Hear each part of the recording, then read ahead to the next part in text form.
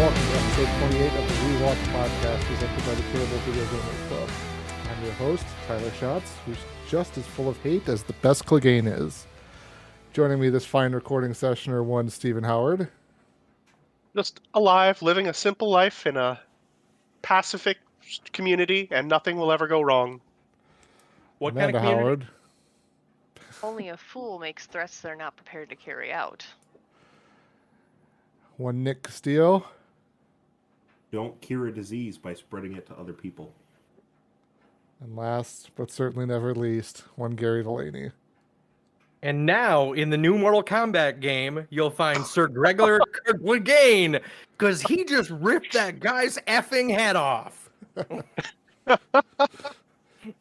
That he did. Fatality!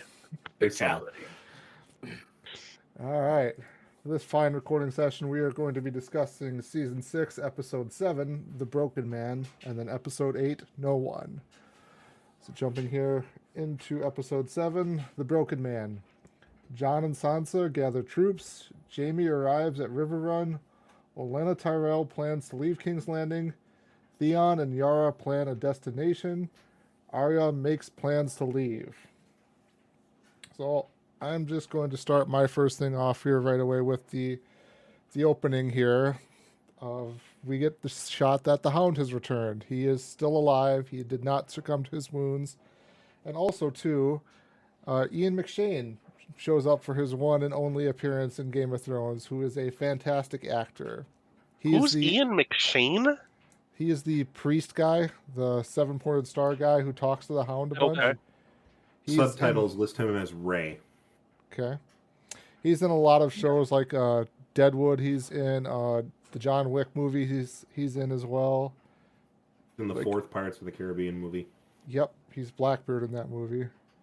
When you're trying to figure out what shows to watch with your children, John Wick, he's in it. He's a very good actor. Yeah. Go for Ian McShane. Yeah. But I he's been like a favorite actor of mine to kind of try and watch shows of whenever he shows up every so often. Ah, okay. He definitely brings a lot of weight to that character. Yeah, he does too. He's only in the show for one episode, and it's just he does such a great job with it too, of making you believe like the depth that he has to him, the history he has along with him, and just the few scenes that he's in total there. I entirely agree. Oh, sorry, real quick. I was just going to say yeah. I agree because I didn't even know who the guy was, and I just thought he was fantastic fit. So maybe he's just a great actor. Sorry. And I will say he delivers like one of the great lines to the Hound there of like, the gods aren't done with you yet. Because he's wondering, they're talking like, why are you still alive and everything like that. So I'll just kind of throw this out to the group here. Does everyone think that the Hound, still has a larger role to play in what is going on here in Westeros?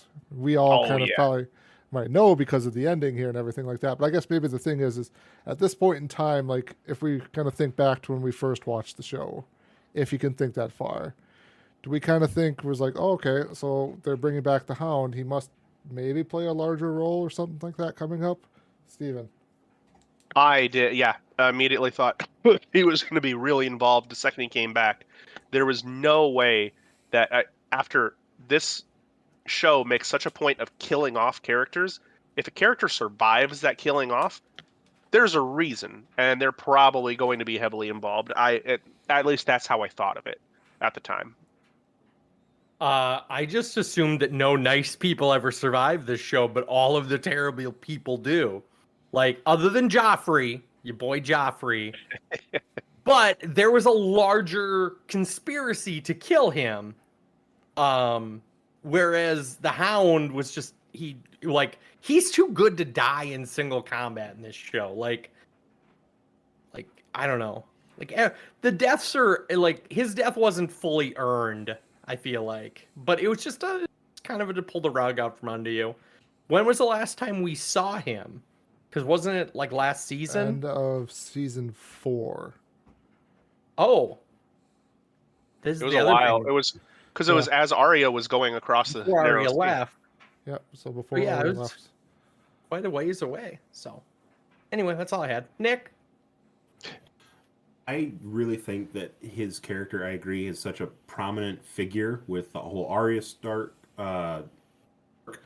and like just who he is as a character, how he was with the Lannisters and then was on his own and everything. He just, yeah, I think that his death was earned because he absolutely got his butt kicked by Brienne, and it's such a great battle in that scene that we already talked about when it happened. Yeah, I think that there's more for him to a bigger part to play, but I don't really think I know what it is at this point. I think it's interesting to see as it develops. I was just looking up really quickly. There's a great movie called The Last Samurai with Ken Watanabe that I love. Awesome movie. And in that movie, Ken Watanabe plays a samurai named Katsumoto. And one of my favorite lines is he references, "A man does what he can until his destiny is revealed." And I think that's absolutely something in this scene where he's just trying to eke out an existence. He's not fighting. He's very much against fighting as we learn more and more about where he is at this point in his life until, he, like you just said, a greater purpose is revealed. And so he's just trying, I think really in this scene, he's just this place in his life. He's just trying to do something different and be a different person. My response to your question. So Amanda and Steven, you can correct me if I'm wrong about this. I don't think it really covers it too much in the books about the Hound and his brother. As much as it seems like the show kind of tries to beat that over our heads of like there's a real big rivalry between the Hound and his brother, the Mountain there.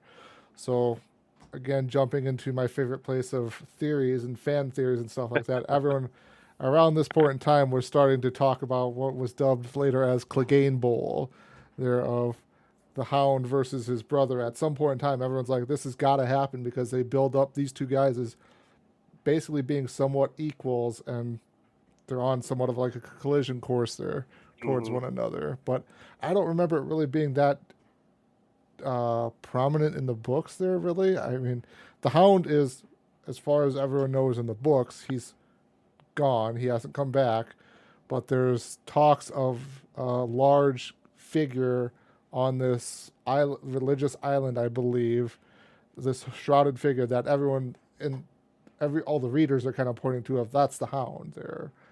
But I don't think it was ever touched on much of like the Hound versus the Mountain there. No, I think you're entirely right. I think this, I mean, it was something that Reddit and other places built up really big. The Clegane Bowl, I remember seeing that all over the place starting, was it a season ago or 2 seasons ago? Yeah, no, a season ago or 2 seasons ago, I believe they started kind of hyping it up, and I All the air horn videos. yeah, yeah. I don't think that it was definitely not near as prominent in the books, but I'm honestly not sure if it was really featured in the books that it would happen. Amanda? I remember the same thing Tyler does, especially there was the monks on the island and there was the rumors of a guy, but then they'd said one of the monks I think assured them like no, I buried him or whatever. So we don't actually know, but also I forgot in this episode what happened as we got to the end of it because every time I know what's going to happen with the people that he was building the sept with, and I'm absolutely gutted by watching what happened to that. And I had forgotten this time. I was like, why did the Brotherhood do that? And I We wondered haven't gotten there yet. We have not gotten there yet. Oh, well, yeah, we haven't gotten there of why the Brotherhood did that. No, but like in the books, I wondered if maybe because it's different from what the show is at. In the books, I wondered if they were wrapping up, or if the show was wrapping up the Lady Stoneheart thing, because that never got put into the show at all. I wondered if that's where, like, because I know at that point when Lady Stoneheart comes along the books, the Brotherhood does whatever the hell they want to. Whatever she wants them to, really. True. Amanda just stole my point. Good. Point of clarification: is there a leader of the religious sept working on the Baylor, like a Ray Ian McShane character in the books? Like a confidant talking to who this figure is that we think or perceive as Clegane? There was a monastery and like some people there, but not nowhere near the same thing. I don't It's remember like the name of they're them. kind of forming is a part of, bond like, between the two people. Brienne's travels too, right?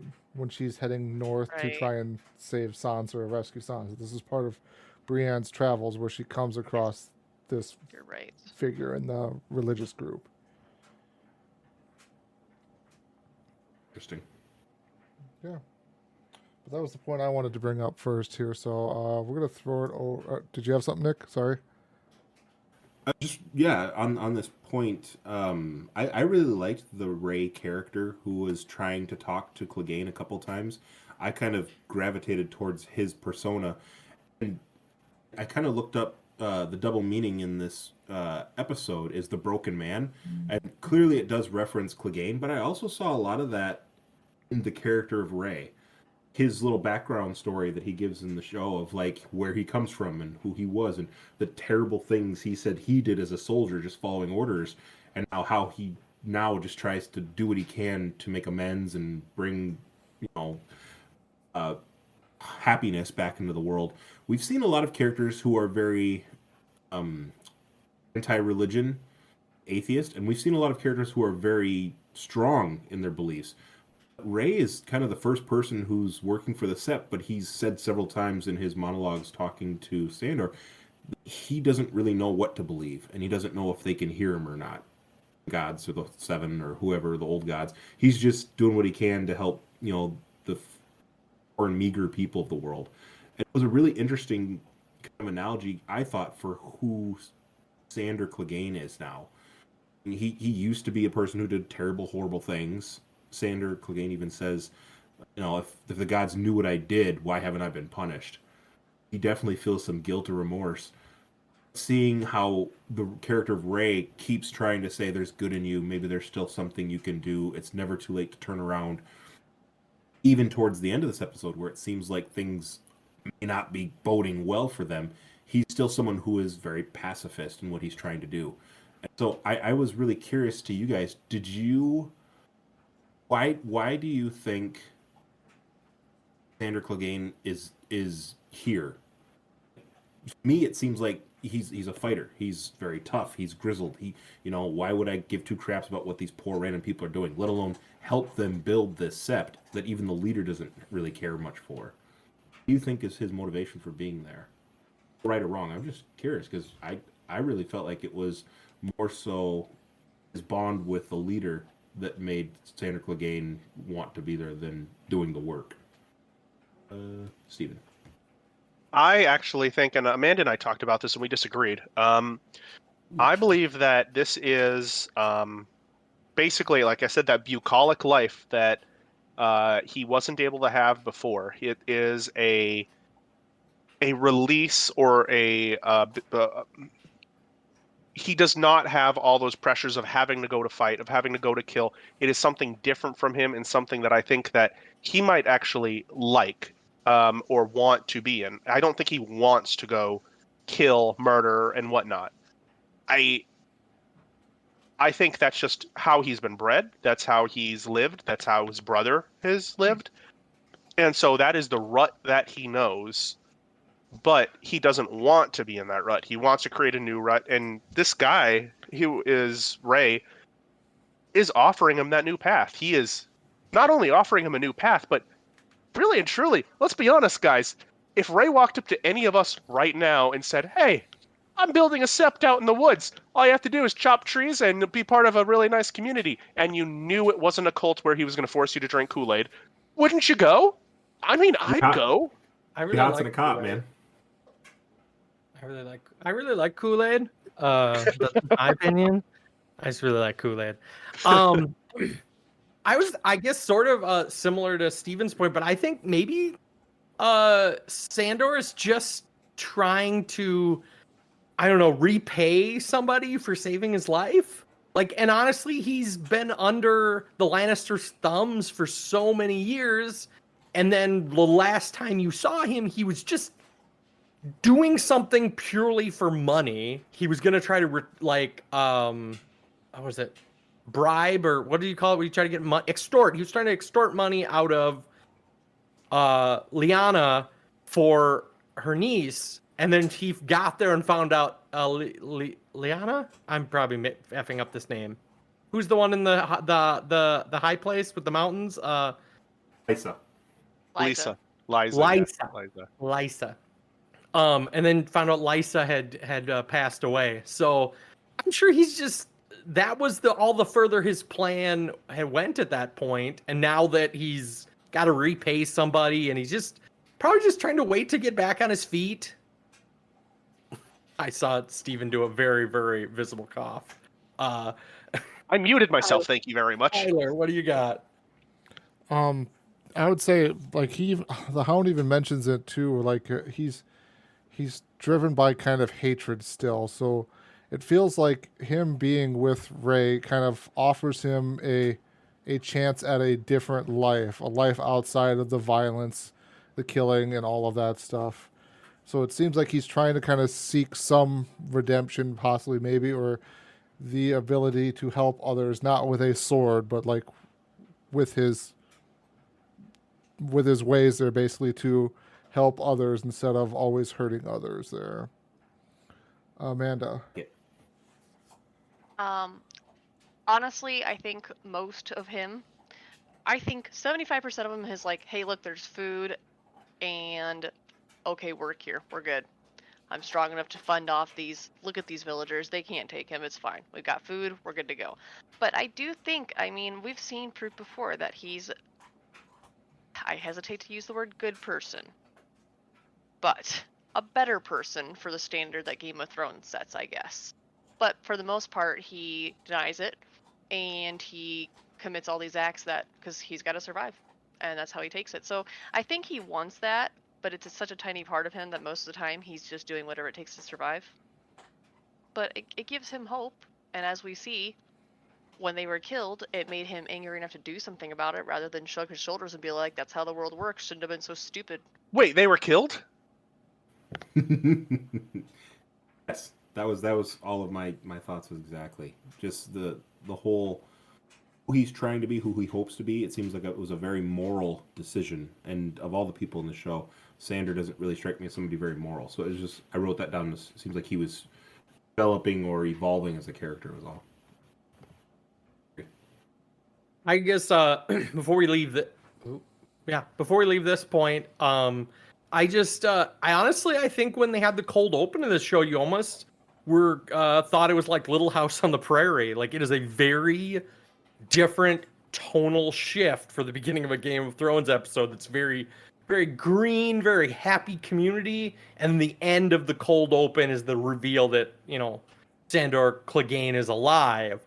But up until that point, like, it really is just a sort of environment in the Westeros that you just don't see. Like, I think earlier when Sandor's traveling, he got invited into an old man's house with a daughter. Like, they seemed nice, but other than that, like, you just follow the Lannisters and the Greyjoys and those Starks, who they seem like nice people. But these people just seem much nicer than everyone else in the show.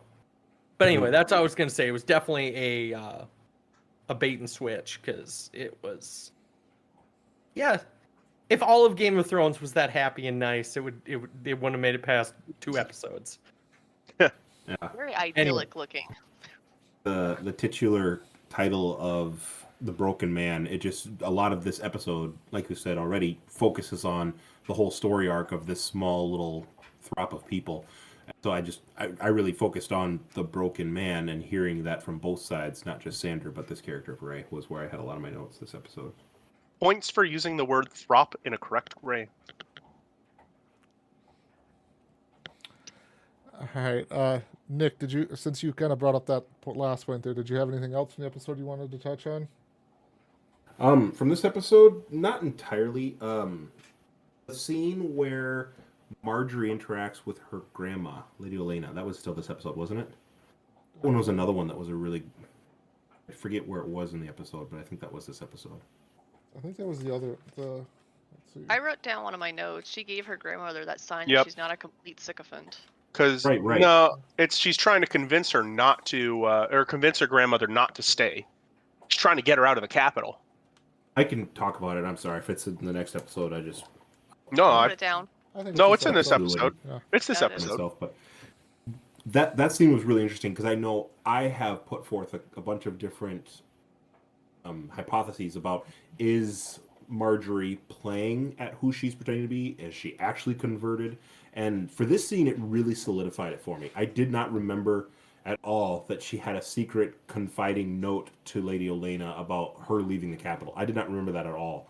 And so the whole time, she shows up to go, hey, can I go talk to my grandma? And the High Septon's like, yeah, that's fine. And she shows up with Lady Unella as the Septa, who's just like, bodyguard, dropping on everything they say to each other. And the grandma right off the bat is like, I'll have my guards bash you if I tell them to stop. And you can tell that, it's very antagonistic. And Marjorie's very prim and proper and 7 blessings. And then she gives that little note to her grandmother. And the second, before we even see she's passed her note, because I didn't even realize she had gave her something, she kind of squeezes her hand. And kudos to the actresses. She has this stern look in her face as she talks to her grandma, and Lady Olenna kind of recoils a little bit like, oh, this is something serious. You can even see Septa Unella's brow furrow for a moment in that beat in the show, where it's like, something going on here that I'm not catching. But you can see that dramatic shift where I'm telling you, you need to leave the capital.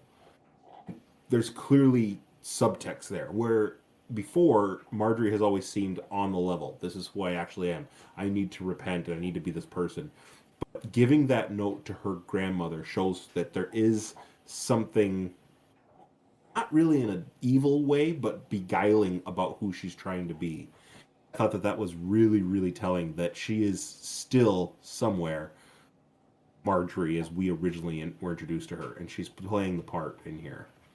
I'll open it up for discussion, but I thought that was really telling that she is playing a part. She might be doing an excellent job of it and believing even some of the things she says, buying into it, but I think that she's still playing a part is what I took away from that scene.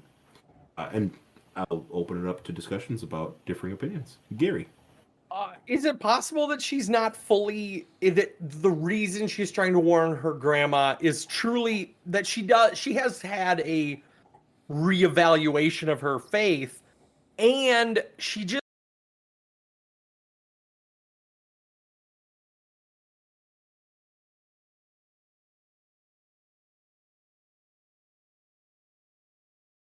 somewhere else because she loves her grandma. Her dad's kind of a buffoon. So also was it a full note or was this like a hand-drawn rose? Just a rose. And Hand-drawn rose. I didn't know if that was supposed to mean something or just like her little sign of like, I'm still... Yeah, that's what I took it as, is just a, hey, I'm still me. here. I'm not a sycophant, like... Yeah. The family sigil for Tyrell is a rose, and the words are growing strong. So I took it as it's an homage to the house. I'm still tied to the family. I haven't betrayed us. Still had the best interest of House Tyrell in mind. Exactly. That's how I understood it. I could be agreeable to the grandma theory too. Like, I mean, you just don't want people to be hurt. Maybe she is buying into it, and she knows that if it comes worse to worse, the faith militant's main tactic is violence.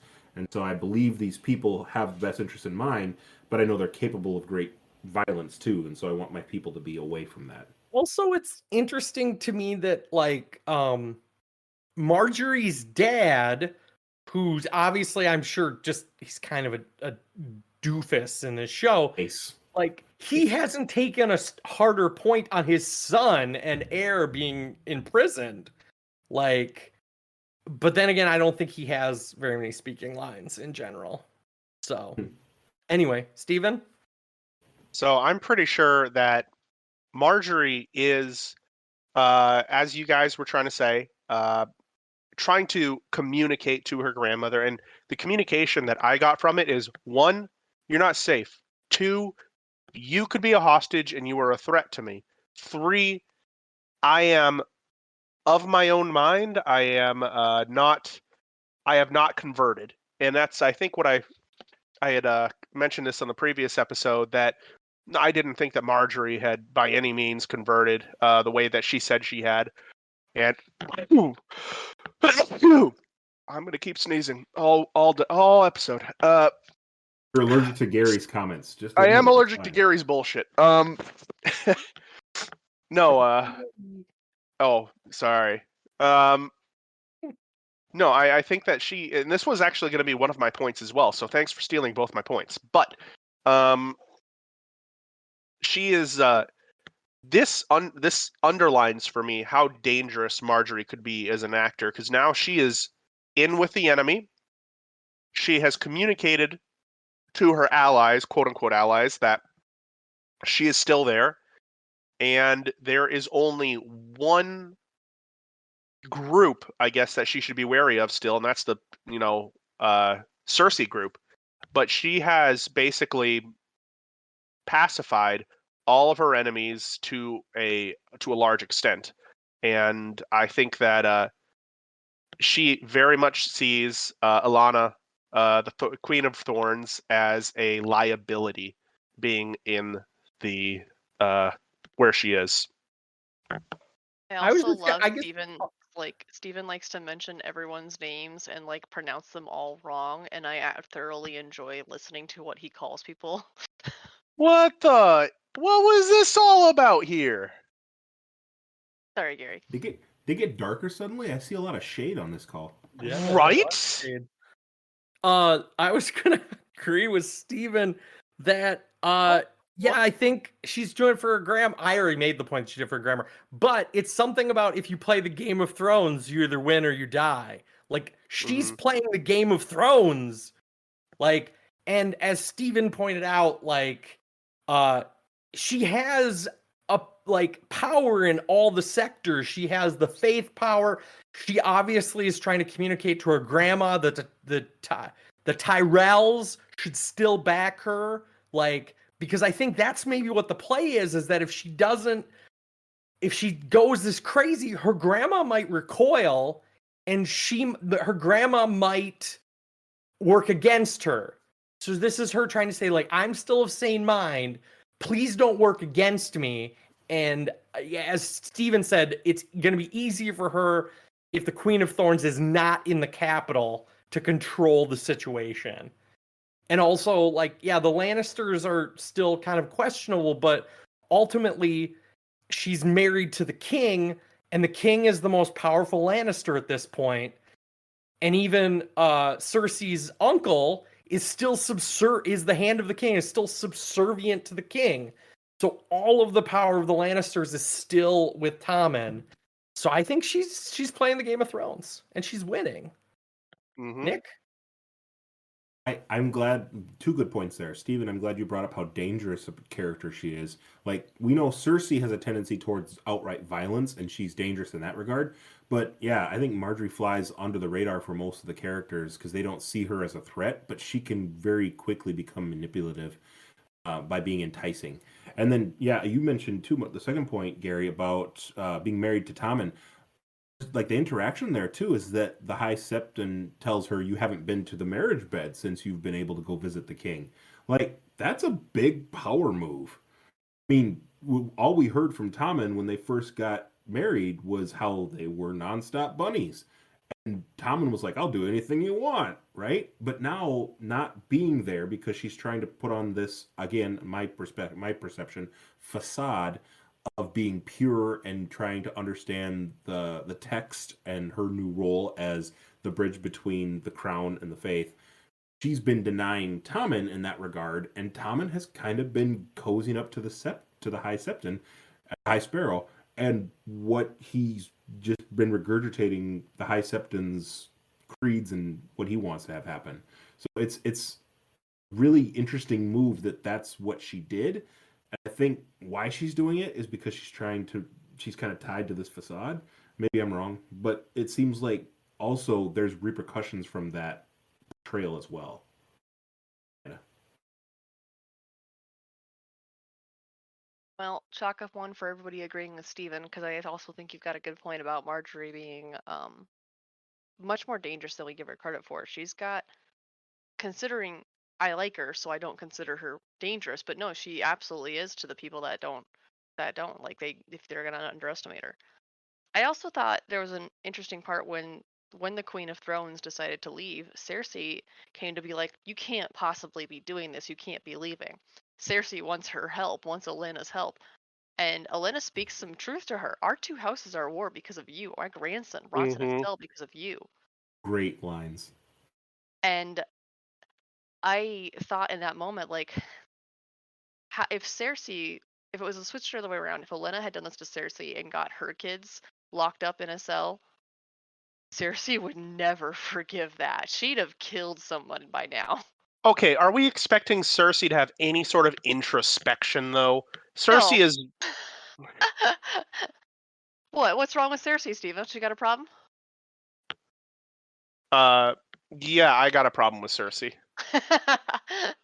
No, I just thought that was an interesting part, and I couldn't. I mean, when I say I have to wonder, I already know the answer. So you're right. Cersei would never forgive that. But I did think that was interesting because by this time, Elena's already gotten her message, and she's decided to heed Marjorie's words, which is also how much trust she has in Marjorie. She can tell she's been drinking the Kool-Aid, and yet with one little message, she's doing exactly what she was told to.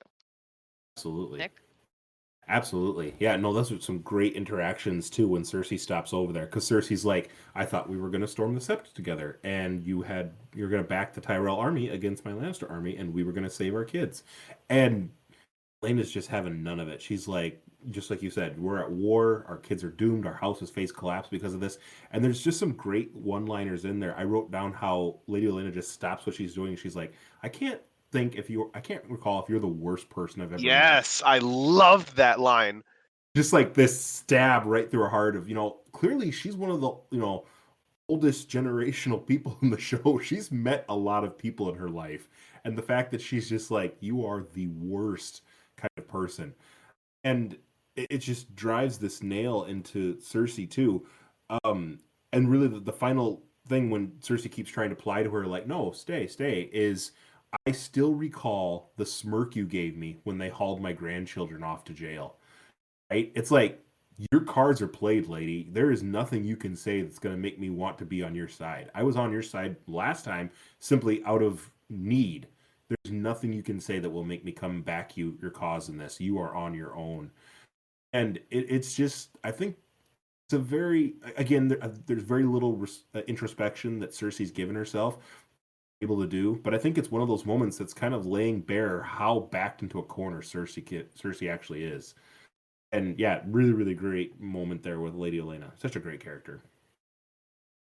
I guess on Amanda's point, I even think about that in leading up to that later scene where like Cersei's kind of frustrated is like, is Lady Olenna not being there actually reducing Cersei's power? Like, and taking her further off the map as like, I think she's told to like go stand in the Bleeds in the galleys. in the galleys with all the other ladies. Like, so I don't know. That's just, it's a crazy show. Anyway, that's all I got. Yeah, not in like with the courts or the other nobles and lords. She's in like the nosebleeds with like the ladies in waiting, way beneath the Dowager Queen and Queen Regent titles. Yeah, I mean, it's nice to see Cersei taken down a peg, but it was on the basis of gender, so I was like, ugh, is that how you have to do it? Not all the terrible stuff she's done. It has to be because her place is with the ladies. Ugh. To the kitchen. Basically. I love also, again, just kudos to the score. Duan Rorati plays that, soft, somber, the line of the Reigns of Castamere every time there's either something really good or even the really horrible things that are happening to the Lannisters. Great tone in that scene. Her power is literally stripped away by Tommen's decree. That's next episode. That we don't know about yet, but are interested to find out about. I mean, yeah. Do you have anything else then, Nick? Oh, not those are my big ones in this one. All right. Steven, did we take all of your points in for this episode? You're muted and you're trying to talk to us. I feel like that means he probably doesn't have any points. No, I was gonna say you literally did. I tried to stop Amanda from taking my first point. Nick took my second point.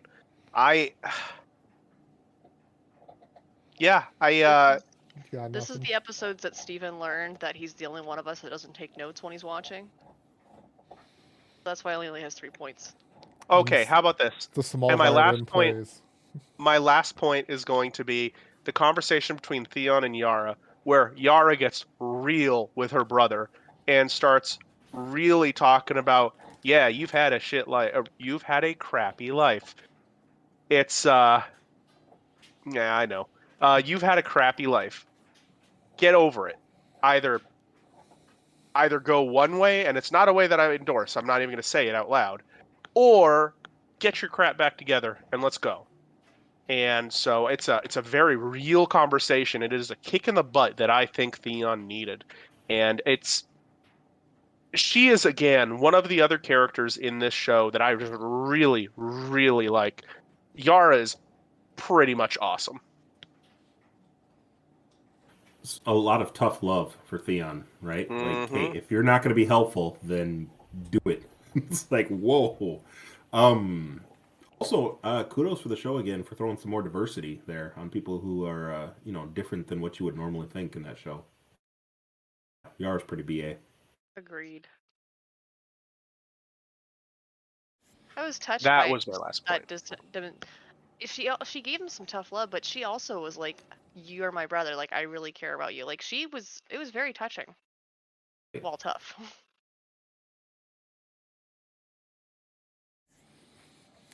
All right. Amanda, do you have anything you wanted to talk about for the episode? Yes. Jaime Lannister has been sent off over to River Run. I absolutely loved their approach. First of all, Jaime and Bronn, the banter between them. This is not in the book, but I love the banter they have previously between Bronn and Tyrion as well. I feel like it's a cute thing of the show to actually kind of prove that Tyrion and Jaime were definitely brothers. They've got those similar senses of humor. They banter well with Bronn. But I love when they come up and the Freys are like, "Sir Jaime, we didn't know you were coming because you didn't set a proper perimeter. You just allowed 8,000 men to surprise you." Like, if ever I was to fail militarily, I really hope it wouldn't be by something so stupid in front of Jaime Lannister, because like, this guy's coming. Or I guess they didn't know he's coming, that's their whole point, but like, you made this siege, and the first thing Jaime sees when he comes up there is they've made a mess of the siege. I don't know much about military tactics, and I would do better than that so far. And then the look Jaime gives him up and down so nonchalantly, only a fool makes threats he's not prepared to carry out, and then lays down his authority. "I'm here by the king's command, and I'm taking over." Exactly. I mean, I know he doesn't want to be at the front of the army, but Cersei said you belong there. The problem is he's good at it. He walked in, he took charge, and he did a good job of it. What do you guys think of that? Go ahead, Nick. Absolutely. There's not just the siege because they're trying to take the castle, but there's still a bunch of different factions. The Brotherhood, other Tully forces, the Riverlands in general have a bunch of other smaller houses that could come back the Tullys, and yeah, they don't watch anything to their rear, and so I think 8,000 troops is the number that Jaime throws in about how many people just waltzed up behind them. And yeah, you can see that the first thing they do in that scene is they're like gonna slit Edmure's throat, and then they just back off after a minute. And it's like clearly they have no idle threats. Once there's no teeth in their threats, the Blackfish is not gonna do anything. And so I think that Jaime was right to take command. Clearly, it's very a lackluster attempt at trying to assert authority. And yeah, there's nothing that they could have done to make that any better. Even. Yeah, I am. I'm surprised that the Freys didn't set up that watch, didn't allowed a group of force of 8,000 to surprise them. I guess maybe Amanda. I don't remember. This doesn't happen in the books, right? Not yet. Yes, at the very end, it's like the It last does. thing we Okay. see of Jaime Lannister is him going up there, and it's like the last thing we see. Those Okay. quotes, I don't remember those quotes being in the book exactly, but All right. That's the what I was movie did a wondering. great job. I do remember the books describing that there was some dispats about how the siege was set. They were mad because they had split their camp into 3. But the way that River Run is set up, it's on the fork in a river, and you kind of have Mhm. to in order to effectively siege them. They have a very strong defensive setup. Yep. And so I was just I was actually wondering if maybe this was a case of the movie trying to, or the TV show trying to make it a little bit worse just to make Jamie look a little bit better. Because this just seems something. I don't expect the Freys to be military experts by any means. Do I expect them to set pickets? Yeah, I do. I kind of do. So it's I don't know exactly why this happens, and Aren't they also the Freys are on a very important, like they're on the twins, so like they understood that they're the only crossing. So I would think they would have an understanding of siege and things like that. But Especially around rivers, you'd think, yeah, around rivers, like specifically. And then that idiot tried to argue with Jamie Lannister. I was like, that's Jamie frickin' Lannister, seriously. kill the king, man. Calm your shit. Sorry, it's one for me. the whole banter between Jamie and other people in that episode, like you talked about too, is just so great. You know, like he starts saying, "Don't worry, Lannister always pays us," and Bronn just, "Don't say it, don't say it." You know, it's like you, yeah, it's almost the punchline at this point. No, I agree. There's a point I'm going to make later on when we get to that next episode, but just that. Again, I was really kind of psychoanalyzing the characters' interactions in these episodes, and yeah, between Anne and Jamie is, you know, this is matter of fact. We have this castle. This is what we need to do. And Brienne kind of has the high road. Like all of her arguments are spot on. This is what's going to happen. If we can't get the Blackfish to leave, honor dictates I'm going to fight against you. Like, you know, just outright says I'm going to be your enemy in a couple hours. Like, you know, the underhanded evilness of somebody would say, okay, I know that you're a good, strong fighter. I don't want to go up against you. It's this like honor among two, you know, a lady and a lord, essentially. Between Next episode, Nick. Yeah, so it's really good. I like those interactions. They're good stuff. Me. My only other point, I just wanted to touch one of my unexpectedly favorite characters, Lyanna Mormont, ladies and gentlemen. What is there bad to say about her? she was Enough of her. surprisingly good. I remember when we first met her in like the first time I saw her, and just it was you were taken off your feet by the gravitas of a basically 9-year-old. I don't know, maybe 13-year-old. I don't know how old she is in that thing, but In the show really 10. In the show 10, Okay. in real life, I don't know what how old she's supposed to be. Yeah, I don't remember. I mean, we get a mention of her name a little while ago when Stannis reads a letter from her saying like, I got this really pert note from this little. It just says, "I know no king, but the king in the north, and his name is Stark." And Mhm. Jon just smirks to himself. But even here, I mean, everything she said, like, Sansa tried to be like, "Oh, I'm sure you'll be a beauty. I knew your mother," and she's like, "I doubt it. My mother wasn't a great beauty or any other kind of beauty. I think if we had enough small talk, why are you here? Yeah. I am responsible for Bear Island and all who live here." Like, not only she is young, but she's got an attitude, and like, she's aware of her responsibilities and ready to take them on. Born in 03 and her first episode was in 2016. So she was 13. Math. Math is hard for you, Gara. We get it. And I will say too, yeah, like this was one of the multitudes of stops that we got to see John and his group visit there, of visiting the Free Folks, then visiting Bear Island, and then visiting House Clover there. And this is just so good because, like you said, it's just she is commanding a presence in the room there as she's speaking and talking. She listens to her advisors somewhat there, or gets more information from her maester, but then at the end she's like, okay, nope, this is what we're going to do. I don't need to hear from you at all. But also too, just talking about this scene, shout outs to Davos, the heck of a hype man that he is there, Mhm. and dropping So I guess here, this thought just came to me. I didn't have it written down here. Davos convinces Lady Mormont to help them because he's talking about the Night's King and the army of the dead that's coming. Maybe my question is like, why does that work? Because Davos doesn't know anything about what's going on there. He's only heard from Jon, so he's believing Jon, apparently. And Jon is literally the only one who's seen what goes on north of the wall there. So, I'm not for sure who's next here. It's Nick. Nick is next. Then it's Nick. me. Then it's Gary. Gary, you are He's number third. 3. He's holding up a 1, being antagonistic. What, I have my point. All of them and go to me, right? I have my point I was going to make, but what was your question there, Tyler? Bothered So- by Gary. Davos's statement kind of hinges on them believing in him that there is this great evil up north of the wall, the Night's King and everything like that. Where does this come from and why does it work really?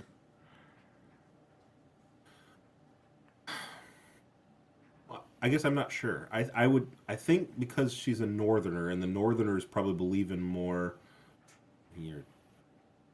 Probably believe in more of the superstitions and the worries that the free folk are up there, or the worries of the whites, and those kind of things are probably more prone to be stories they grew up with as younger northerners, and so I feel like that's something that she's probably heard more of, and someone who's older, who's maybe evolved past the stories they heard as nursery stories. Like they said, old Nan used to tell this story to the younger Starks.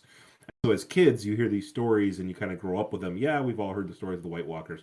But then you get older, a little bit more grizzled in the north, and you kind of probably grow out of those. They've heard the superstitions and the rumors, would be my thought. And so it's something that maybe Lyanna, as a younger person, is still very much as recent that she's maybe heard some of these stories. That's why we don't go north of the wall, and she's a northerner, so she's familiar with the term wildlings and all this stuff, whereas the people in the south don't really care.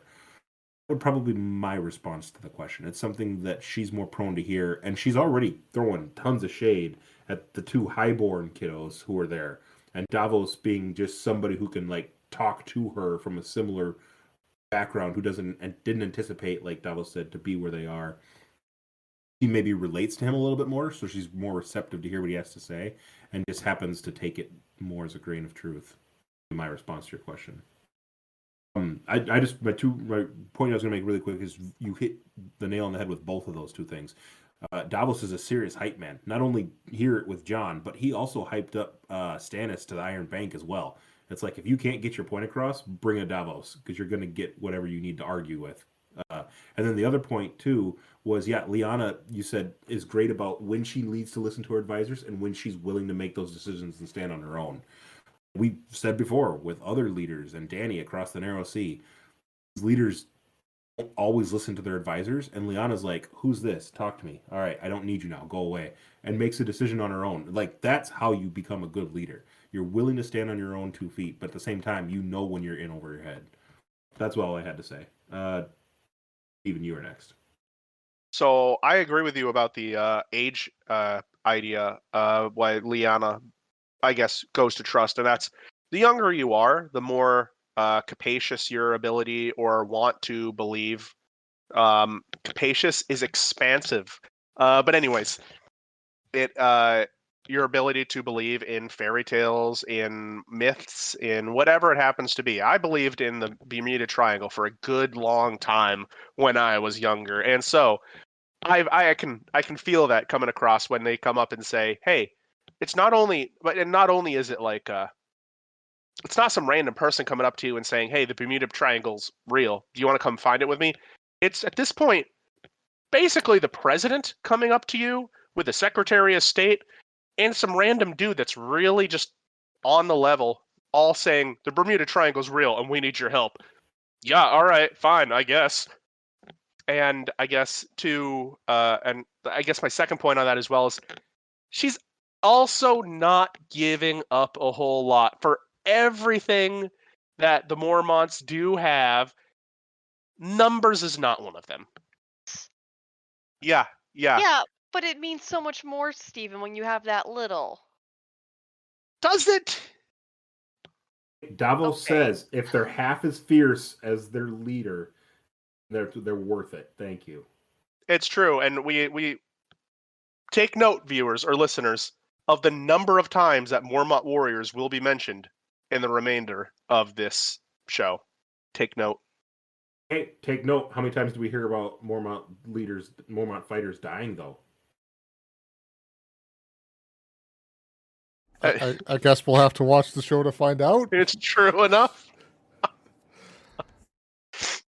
But I don't think she's an incredibly hard bargainer for how little she has, and she is. She didn't get anything out of it though, so I don't know about that. She didn't get anything out of it. It was her liege, and they had to convince their subject to honor their commitments. So She's not yeah. her liege, nor is Sansa. That is the problem. So No, she's they not are her liege. They know no king than the king in the north. The king in the north, once he Whose name dies, would was go Stark. to. Whose All name right, is and Stark. would go. Yeah. Was his name is Stark. All right. Well, She's- let's look at this for. She even Is Sansa counters Lannister? your points there in the show. There, Is Steven. Sansa a Lannister? Is Sansa Is a she a Lannister? Bolton now? Can't keep it straight, and And he's the Snow. Lyanna even says that. She's like, except you're not a Stark, you're a Snow, and Lady Sansa is a Bolton. Or is it a Lannister? She throws the shade out well. Okay, What's wrong, Gary? as far as everyone in the North knows, you guys have forgotten this. There's still a natural-born Stark that is alive and kept prisoner. So they are actually a rescue mission, and on a rescue mission, that still means that they honor the Starks. So you guys suck. It has nothing. It could have nothing to do with anyone else. It has to do with Rickon. But is the brother ever Rickon? mentioned in that show?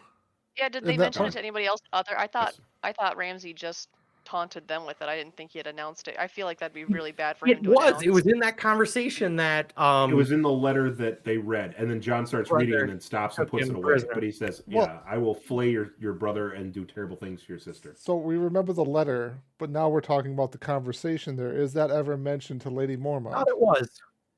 Lady, thought it to was. Lady Mormont, he does mention they have our brother, and Lyanna, Gary, I will agree with Gary here. He does pause for a moment, and like you see that she's like, "Oh crap, they have a Stark." Oh, but no, a miniature Stark, but she does show that weighs on her some. So Okay. she is honoring her liege at this point in time. Yes, we all, and you know what? This is what you had to do back then. You had to convince your, subordinates to follow you, but that is what she has to do. That is her obligation. So To come when no, called. you're right. She doesn't get anything out of it except that's what her obligation is. That's her honor. She's gotten out of it this allegiance 1,000 years of protection from Winterfell. Yep, exactly. That's So what she's gotten from it. she is bound to do this. And that's what I said. She's a great negotiator for very little. And Yeah, I but feel would like argue, Stephen, if you only have 100 men, 62 might be a lot to give up, whereas if you got 1,000, 62 is probably nothing to you're you. an island. How many men do you need to defend an island? They're constantly raided by wildlings and iron islands. Well, the wildlings are apparently coming down and they're going to go fight them. So you are solving one thing with another. So If only that ye had you to bargain for them. The great Oh, you negotiator. get a Davos.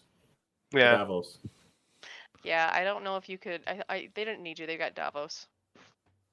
that's fine. Cut off my fingers. I'll be a better negotiator too. Do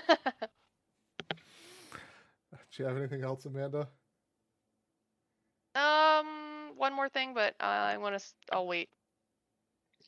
Okay. Next can go. Gary, you look like you're ready to go. If we're still on episode 7, I'm done. I only had 2 points for episode 7. They were boy. taken. They were already taken. Yeah. Yep. Me and I know what Steven you feel. getting our points stolen. Just what a Nick. Hey, everything's made Expletive up and the Nick. points don't matter, Gary. yeah. Expletive Nick. Expletive Nick. You said you were going to be nice. You stole my points. I have a just reason to be frustrated by that. I'm not taking it personally. It's just not impressed. All right. To suck. I'll throw out my final point, but before going back to Amanda, to see if I don't take her point. And it's simply stated: how does Arya survive? She gets Good stabbed question. in the guts multiple times and sliced there as well. Falls into a river that we can only assume is probably not the cleanest water. I mean, we don't see her obviously fully survive at the end of the episode here, but I mean, we've also seen multiple people take shots to the guts and die. And here she is slowly walking down the street of Bravos there, bleeding out still, paranoid that anyone could be coming to attack her. It's terrifying. Gary. I feel like she has the invisible armor of Sandor Clegane, where she has plot. It's called plot armor, right? Plot armor. The She has invisible plot armor of plot. Yes. Plus 20. plus 20. Visible armor of plot. Take But no yeah, permanent damage. She got like 2 good stabs in the stomach. Like It gotta be like 3 or 4. A good It was slice. 2 like stabs. three I watched it. Stab, and a twist to really and open then the there wound. was the slice that let it off too. A slice to open it. That girl be hurting. Yeah, I feel like they just made it they wanted to make it seem like a surprise and violent, but they made it slightly too violent. Like, I think like 1 good stab is probably what she would have survived, but yeah, she makes it quite a ways on, unless the water in Bravos has magical healing powers. So Very it's possible. it's magical healing water. That's all I got. Steven? In medieval cities, they notoriously dumped all their sewage into the rivers, so the magical healing properties of sewage. But that Your being said, sewage. your face is sewage. Whoa. Anyways, so I had kind of 2 contradictory points on that exact thing, and that is, 1, a gut wound like that is the slowest thing to bleed out from. It is notoriously the worst wound you can get, because, and this is where it comes into the second part, it takes the longest to bleed out from, and it is also very difficult to fix. So it is realistic that she might have been able to get back up onto the 2 very vicious stabs, so who knows how fast they bleed. But a gut wound, it is realistic. You could probably get back up, and you could probably go a little ways. Is it realistic that she survives in the end? I don't think so.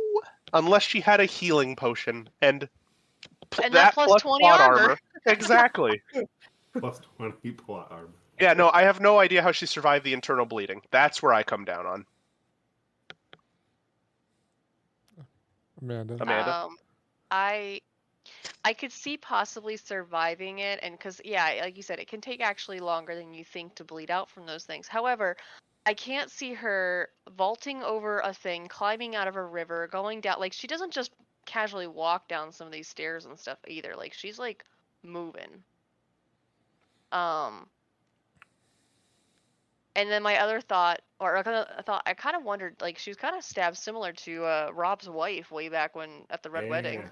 You mentioned I that, mean, granted, she was pregnant, so maybe that was why they were saying that she bled out so much more quickly. But I thought that was interesting. And then my thought was, what did he say? Don't let her suffer. Nailed it.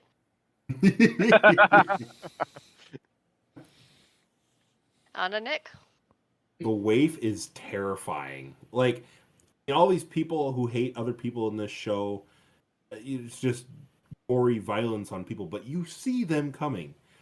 That terror in Arya's face as she's just wandering the streets, like recoiling from everyone that goes by her, because it could be anyone.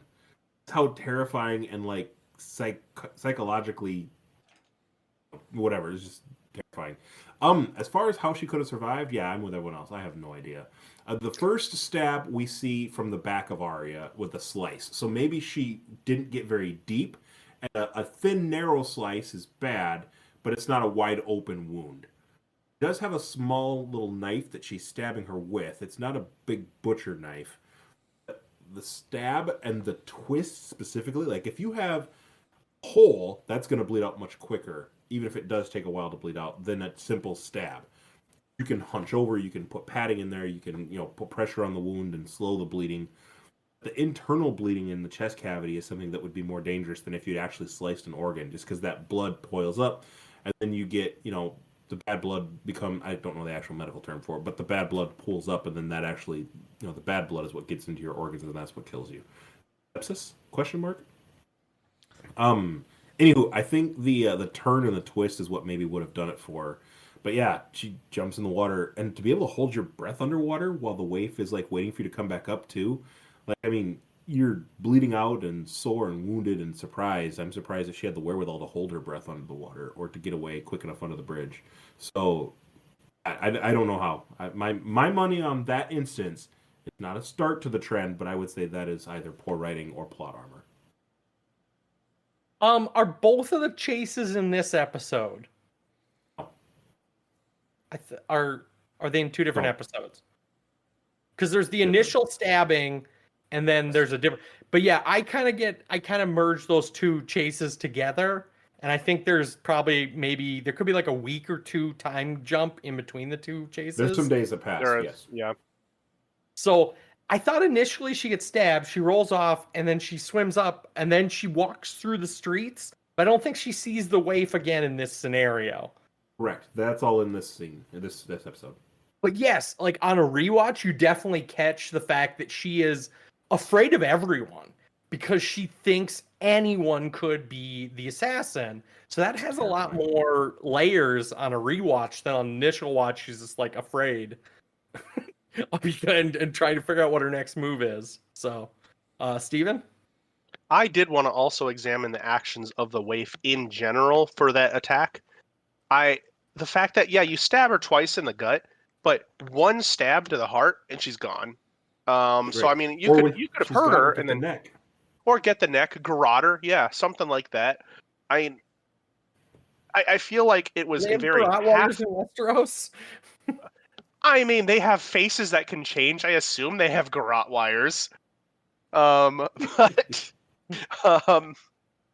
no, it's a very, very clumsy attempt at killing Arya, because it's also on a space where Arya can get away like that on a bridge, which the waif had a face on. She could have waited anywhere to get that happen, and so it was a very, very clumsy attack. And not only that, and this is something else that I just kind of want to get everyone's opinion on, the waif takes off her face as she's doing, like, ha ha, it was me. Like, who else would be coming up and stabbing you in the damn stomach? The waif's actions seem motive. I don't know, stereotypical bad guy, and that's not what they're supposed to be. They're not supposed to be stereotypical bad guys. So maybe this is getting back to the bad writing. It's weird, and I want to hear your guys' opinion on it. It's almost like they needed a villain for Arya to overcome so she could rise up. Rise up. I feel like it's maybe supposed to be a tonal shift, because I think before that scene she's like bribing a ship captain for passage across the narrow sea, and then she's just like sitting on the bridge and having kind of an introspective moment. They're like, I'm this close, I'm gonna get to go home soon, or I'm gonna get to be out of this hellhole. Like, I tried it, it wasn't for me, I'm moving on. Like, I couldn't be a senseless murderer.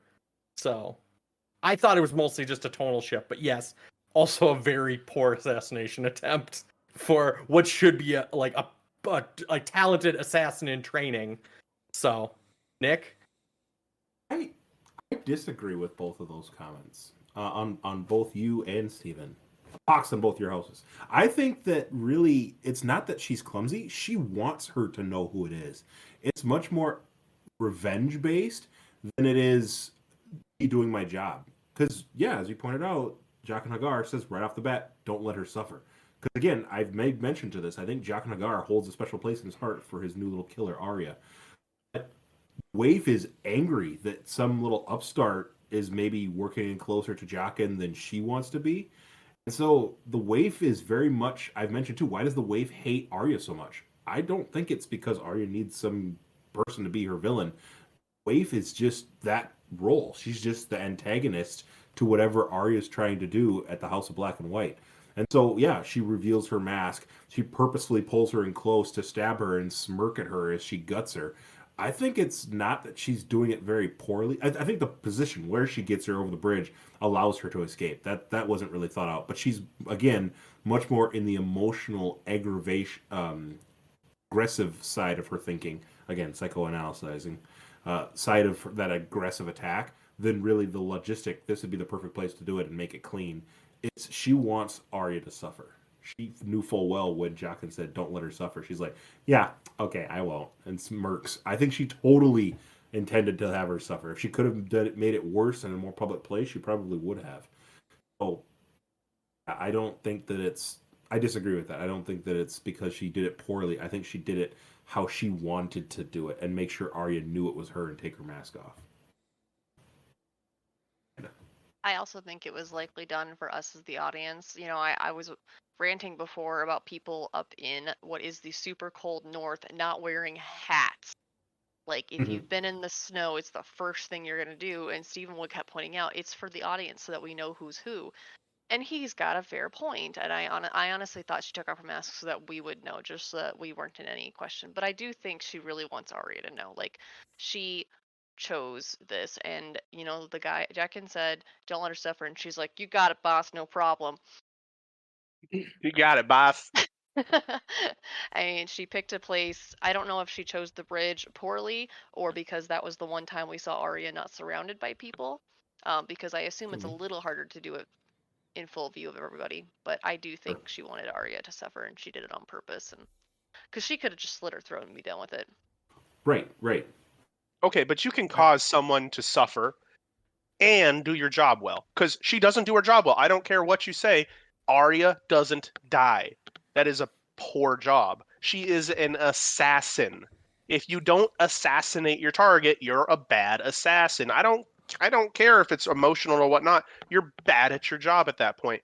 And the one thing that has been shown is that she is this prima assassin, or supposed to be some prima assassin.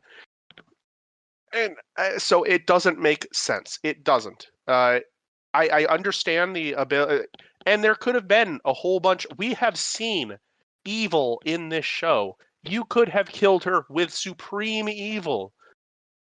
This was dumb. This was a botched attempt, and this was kind of didn't make sense. Also, real quick, this also lends credence to the idea that there's, as I said before, only 2 members of this guild. It's her and Jaqen Hagar, because I don't think Jaqen Hagar is that stupid to ask the waif to kill Arya and say, make it quick, and think that it's going to be followed out. It's probably not going to be followed out, but there's only 2 members, so that's only one person he can ask. My conspiracy theory confirmed. Jumping to my own conspiracy theory, jumping off of Nick's point that it was intentional, and that is jumping into some plot from the next episode. Is the waif secretly like a jigsaw killer? She hurt her only to let her go, only to lead to more emotional anguish when the waif does more terrible things in front of her. This is something I never know I wanted, and I want it. Saw Westeros.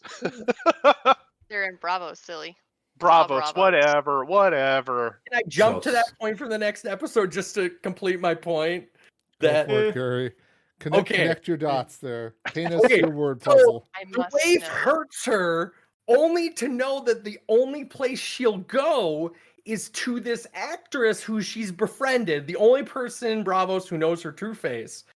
And then, as more emotional cruelty, she lets Arya heal a little bit, and then the waif lets Arya see this lady impaled on a effing chair, and then she chases to kill her again. Like, I think the waif might just be working on levels of emotional destruction. That's all I'm saying. Emotional damage.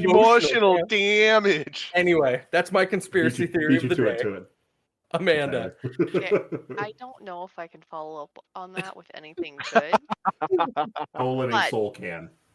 I just had a little thought when Stephen was going on about how terrible the waif is. She didn't do a good job. She was did a a horrible job. But I feel like we can tie that into Nick's theory of maybe that's why she's not like why Jaqen's choosing Arya, because the Waif clearly sucks at her job. That's why Arya's #1 student and Waif is pupil #2. And as we've proven, there's no one else in the building, so she's also last clearly. Kill your father and take his place at my side. No one gets that Exactly. reference, Nick. Yeah, that's too old, Nick. Nobody understands that. Yeah, nobody Not understands that that. old. What did that movie come out in the 80s? Yeah, that makes it a little old. What? How many years ago was that movie came out? Like 40? Close 30. to. 40 years. Wow. Okay. All right. Pepperidge Farm remembers. Pepperidge Farm always remembers. Pepperidge. Amanda, did we cover your last point, or did you secretly have one more you wanted Oh to no, touch that was my last point. on? All right. I beat you to it. Okay. Moving on then to episode 8, No One. Brienne arrives at River Run. Arya seeks shelter. Jaime meets with Edmure Tully. Cersei challenges the Faith. Sandor Clegane hunts for revenge. Tyrion faces the consequences of earlier decisions. So, to sidestep Gary's mass murder serial killer theory there, my question is more directed at Lady Crane, kind of there. And I kind of wonder here. So Arya doesn't kill her because Arya views her as kind of being a good person. You know, she doesn't understand why good people have to die because the assassins instructed to do so. But then Arya meets up with Lady Crane and talks to her a little bit more, and we find out Arya asks what happens to the actress who tried to kill you, and Lady Crane says, "Oh, she'll never work again. You should have seen what I did to her face," or something like that. Beat the hell out of her, like as one does. I took it as like cut her face. I took it more as like actually deforming her face with Yeah. instruments. So then, my Oh, question so is, like similar to Tuba. to Tuba. Tyrion, like a scar across the face or something. I assumed it was like sulfuric acid or something. Ooh. I Ooh, just that'd be rough. maybe I'm the more moderate violence person in this conversation. but I just refuse to assumed- believe that. I I just refuse. assumed she just beat the hell out of her with like a bat or something, and then was done. Yeah, that's you guys less. are like sulfuric Gary, acid that's and what you would do. knives and like just like hostile and saw level torture. I'm just like, I think she just beat the hell out of her. Like, Didn't Yeah, you we all just show- propose that she was the Saw lady? What do you mean she's not doing Saw level torture? Was the Saw lady, and she was a victim. She's the Italian victim. mobster story. level of Guys, You what got if we some all demons, suggest? man. What if we all suggested the ways that we would have done? Well, I just want to point out that this obviously means that in episode or in the second Saw movie, Lady Crane comes back as the real mastermind. she Yeah, was pretty Jigsaw much. all along. Spoilers, Steven. Also, I guess it's just talking about Lady Crane. I think it also gives you a level of like a longer backstory that like, why are you so good at like sewing up people's bellies?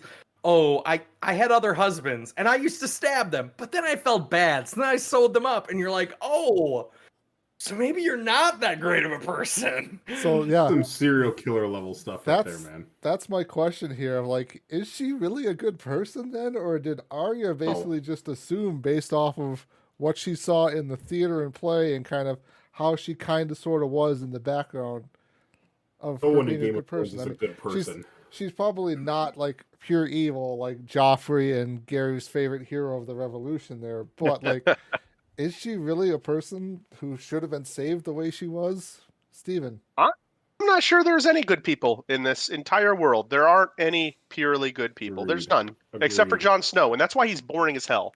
And False. but it's I think Arya's just realizing that it's methods of complexity, right? First, it wasn't complex because she was just doing her job. But then there might be a nice person. Well, then we have to do its opposite of that complexity. But she's not a purely nice person. Well, now there's more complexity, and it's kind of like, how old is Arya supposed to be at this time? Maybe 12, something like that. If Maybe. that. So, I mean, that would be at about the time where you're learning about, hey, things aren't always what they are at first blush. But Well, for whatever reason, you still always believe that's what they are at first blush. And does she Arya lacked. learn that though? Like, it doesn't seem like. I would say Arya doesn't quite. I think you're maybe putting too much thought into what Arya is in there. I don't. She's just That could thankful fair. Lady Crane sewed her up or whatever. But Yeah, again, just that could my be fair. opinion. Gary? Conspiracy theory number 2 for the episode. Oh, no. Yes, I can't wait. Lady Crane was on the list because she stole a name from the Faceless Man. She sewed up her husband or whoever who was supposed to die. So she stole a name from the Faceless Man. So she owed a name, and so she had to die. Conspiracy 2 to Nick. Oh, the reason because she was on the list for the Faceless Man is because Bianca wanted her dead, so Bianca could take the other gal who got her face messed up, so she could become the person. Because that was the Do whole they thing. take requests? Are they a DJ? Are they the DJ? Yes. Yeah, That's how the they do it. DJs of murder. What assassination request. thing works? Price was paid. They said a name was given, a price was paid, and then they showed Bianca like in the shadows mimicking whatever Lady Crane was saying on stage. Like she's the one who put her name in. She wanted that lead role. That's why they want. And Ari even says that. Careful of that one. She wants you dead. Mhm. Nothing to do with some jilted lover. I like the conspiracy theory personally. Yes. It's entertaining, but it's not true. Like everything in Game of Thrones. The other plans are much more entertaining, but not true. Amanda, Exactly. sorry. No. I was just in retort to what you said. My response against Tyler was I don't think I feel like she didn't save Lady Crane. Arya saved Lady Crane in the first place because she thought she was a good person. I thought because her portrayal of her craft and her art was something that spoke to Arya. I don't think that she was ever necessarily somebody who she thought was a good person, because clearly now, these several episodes later, we see she's not a good person. Nobody in this show is necessarily a good person. So I think that she's just like, oh, okay, well, you were able to stitch me up. How are you able to do that? Oh, okay. Just now she knows, but I don't think she regrets saving her, because if she hadn't, 2020 hindsight, she would be dead now and not have had someone to go to and help her out. No, if she would have killed her, she would have been a Faceless Man. Well, I still see the waif as someone who's going to undermine her and backstab her when she gets a chance. Now you're just writing freaking fan fiction. Now I'm what? Writing fan fiction? Coming up with conspiracy theories? Who does that, theory Gary? king. Who comes up with that Conspiracy BS? theory number 3. You tell me I can't make a BS after you spout a nonstop light of it. The conspiracy theory king calls out Nick's ideas. Exactly. That sounds false, Nick. How dare you make up something fiction? I disregard. I do not. I think my conspiracy theories are slightly more relevant than, like, if she does the thing, the murder she's supposed to do, then she still gets killed. Like, that's a little bit too far of a jump for Gary. Anyway, Amanda, I'm sorry. I think Arya is having to, every step along the way, every person she meets, she's having to learn it's not black and white, which is a fascinating metaphor because she's at the house of black and white right now. But every person she's been Ooh. with, like, is nowhere near, like, she thinks they're bad or they're good. The Hound, he wasn't bad, but he wasn't good. Like, she's finding all this backstory to everybody she goes. Same with Lady Crane. I do think she saved her because she thought she was a good person, and we're finding out she's not so perfectly sweet. There might be a nice conspiracy in the background. Who knows? But I also, a slightly different topic on this. How I know Arya is tougher than me, other than the obvious.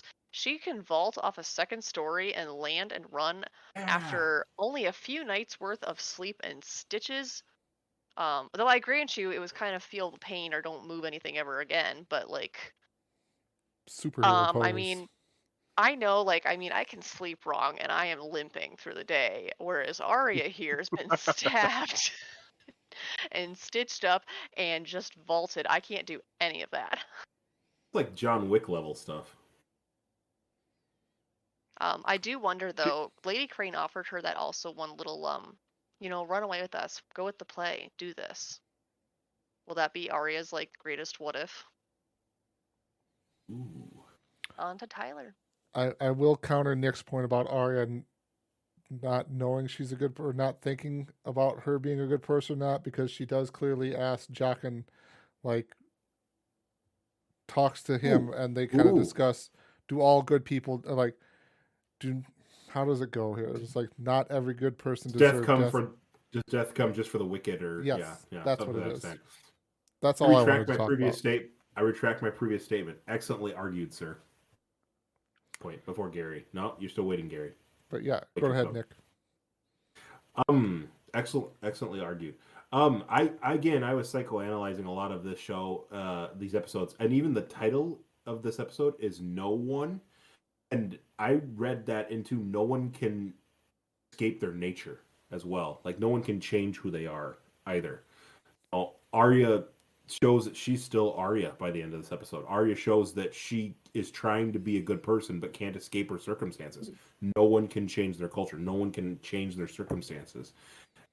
Even when we think, okay, she's with Lady Crane, and again, I raised my hand at this point when you brought up running away and starting this circus.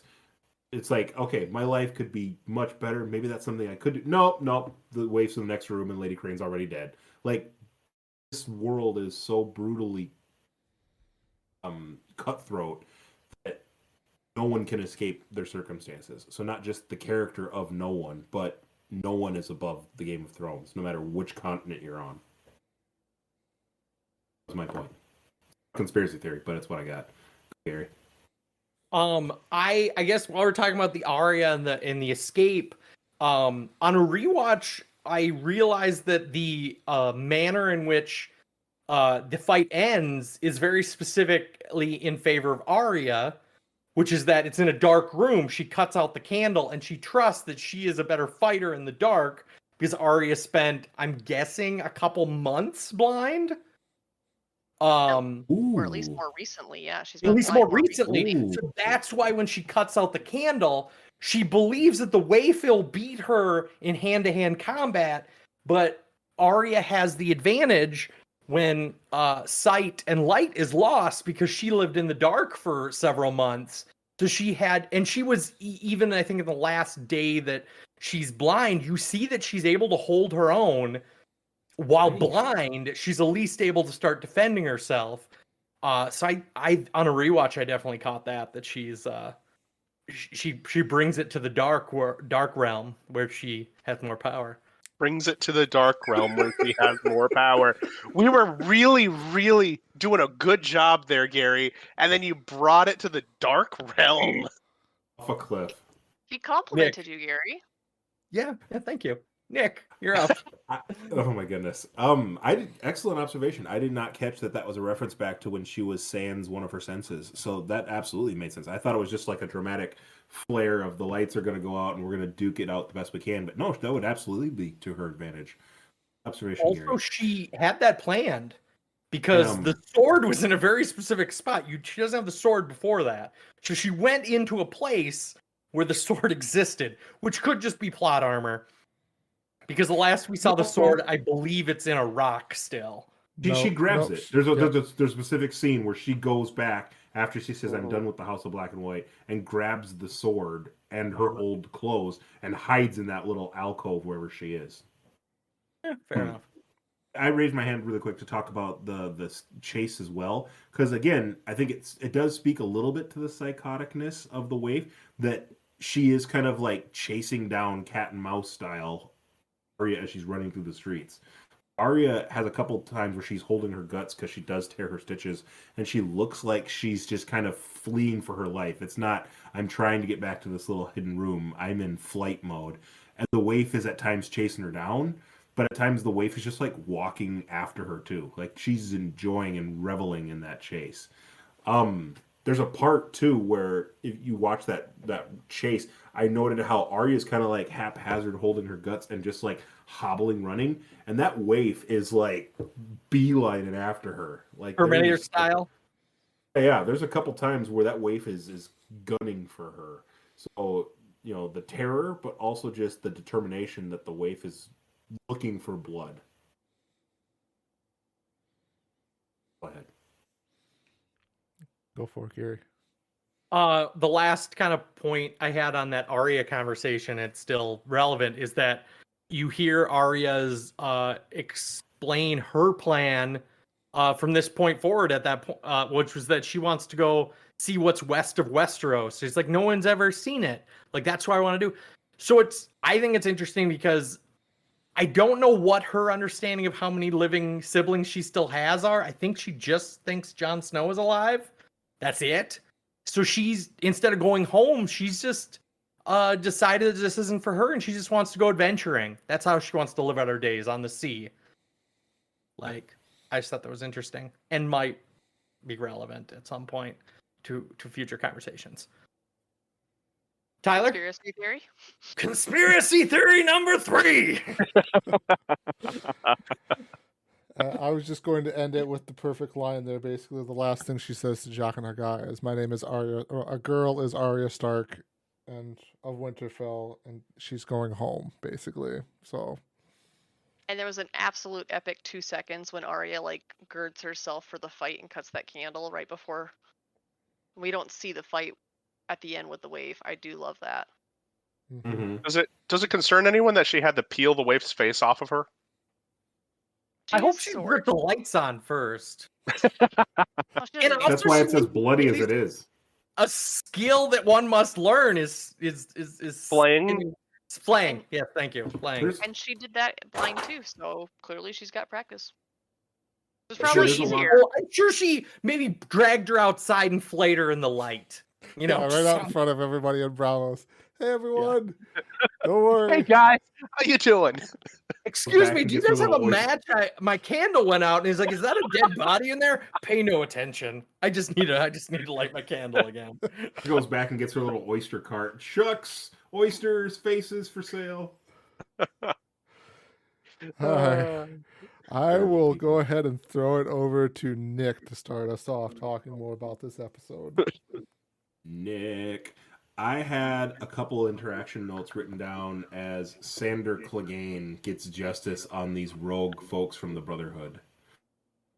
Just pick from the start.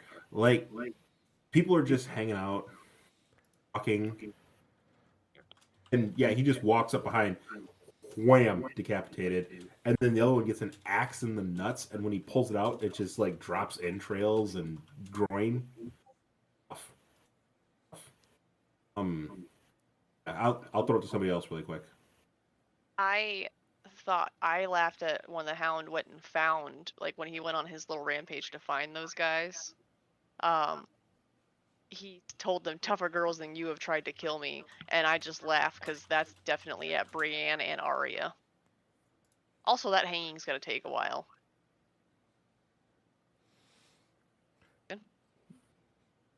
Yeah, Yeah, I guess. Oh, sorry. Go, Steven. Go ahead. No, I was gonna say, going to that fight, it was just, absolutely brutal and amazing. The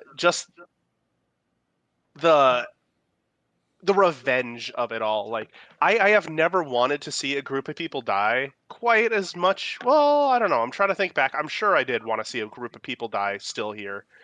But these people deserved it so much for ruining the Hound's chance at that bucolic life, at that happy sylvan life that he was going to be living, and instead they get their butts kicked. I really wanted to talk about that fight with Sandor Clegane and the Rogue Brotherhood folks, because that was an epic fight. I think a little bit in the prelude, you see that they're just like sitting around a fire, screwing with each other, and the one dude's like, "Ha, finger up the bunghole." It just shows like how misfit these characters are and how they're really not like the best of characters. And Sandor Clegane just walks up behind him, and the Hound's just like axe swing, and the one dude turns around and just off with his head. Like, I think it's such a stark. A couple people have mentioned a tonal shift in the from one scene to the next. Like, I really was trying to highlight in the previous discussions about the Rey character and the Hound building the Sept, because it's him trying to get away from that life. And like I mentioned in the No One Escapes Who They Truly Are theme, Hound is the Hound. Like, he's built for this. He comes into this scene and is just like, you're dead, just hacking away at people. And he takes an axe to one of the guys between the legs and just rips out groin. And the guy's like, literally knows he's gonna die, sitting there talking to him. And he's like, F you.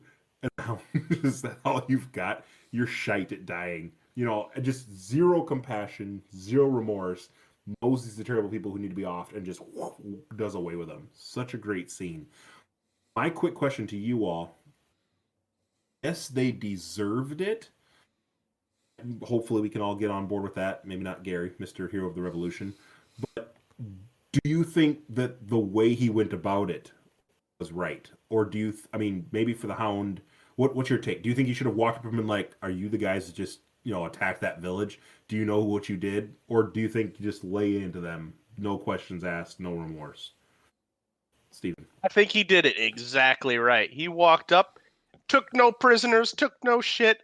He had one job to do. That job was to revenge everyone, and he accomplished it in spectacular fashion. It was absolutely brutal, and it's how I imagine a serial killer walking up in a serial killer movie, just quietly right behind him with a freaking axe, just whoop, gone. Just, oh my gosh, it was.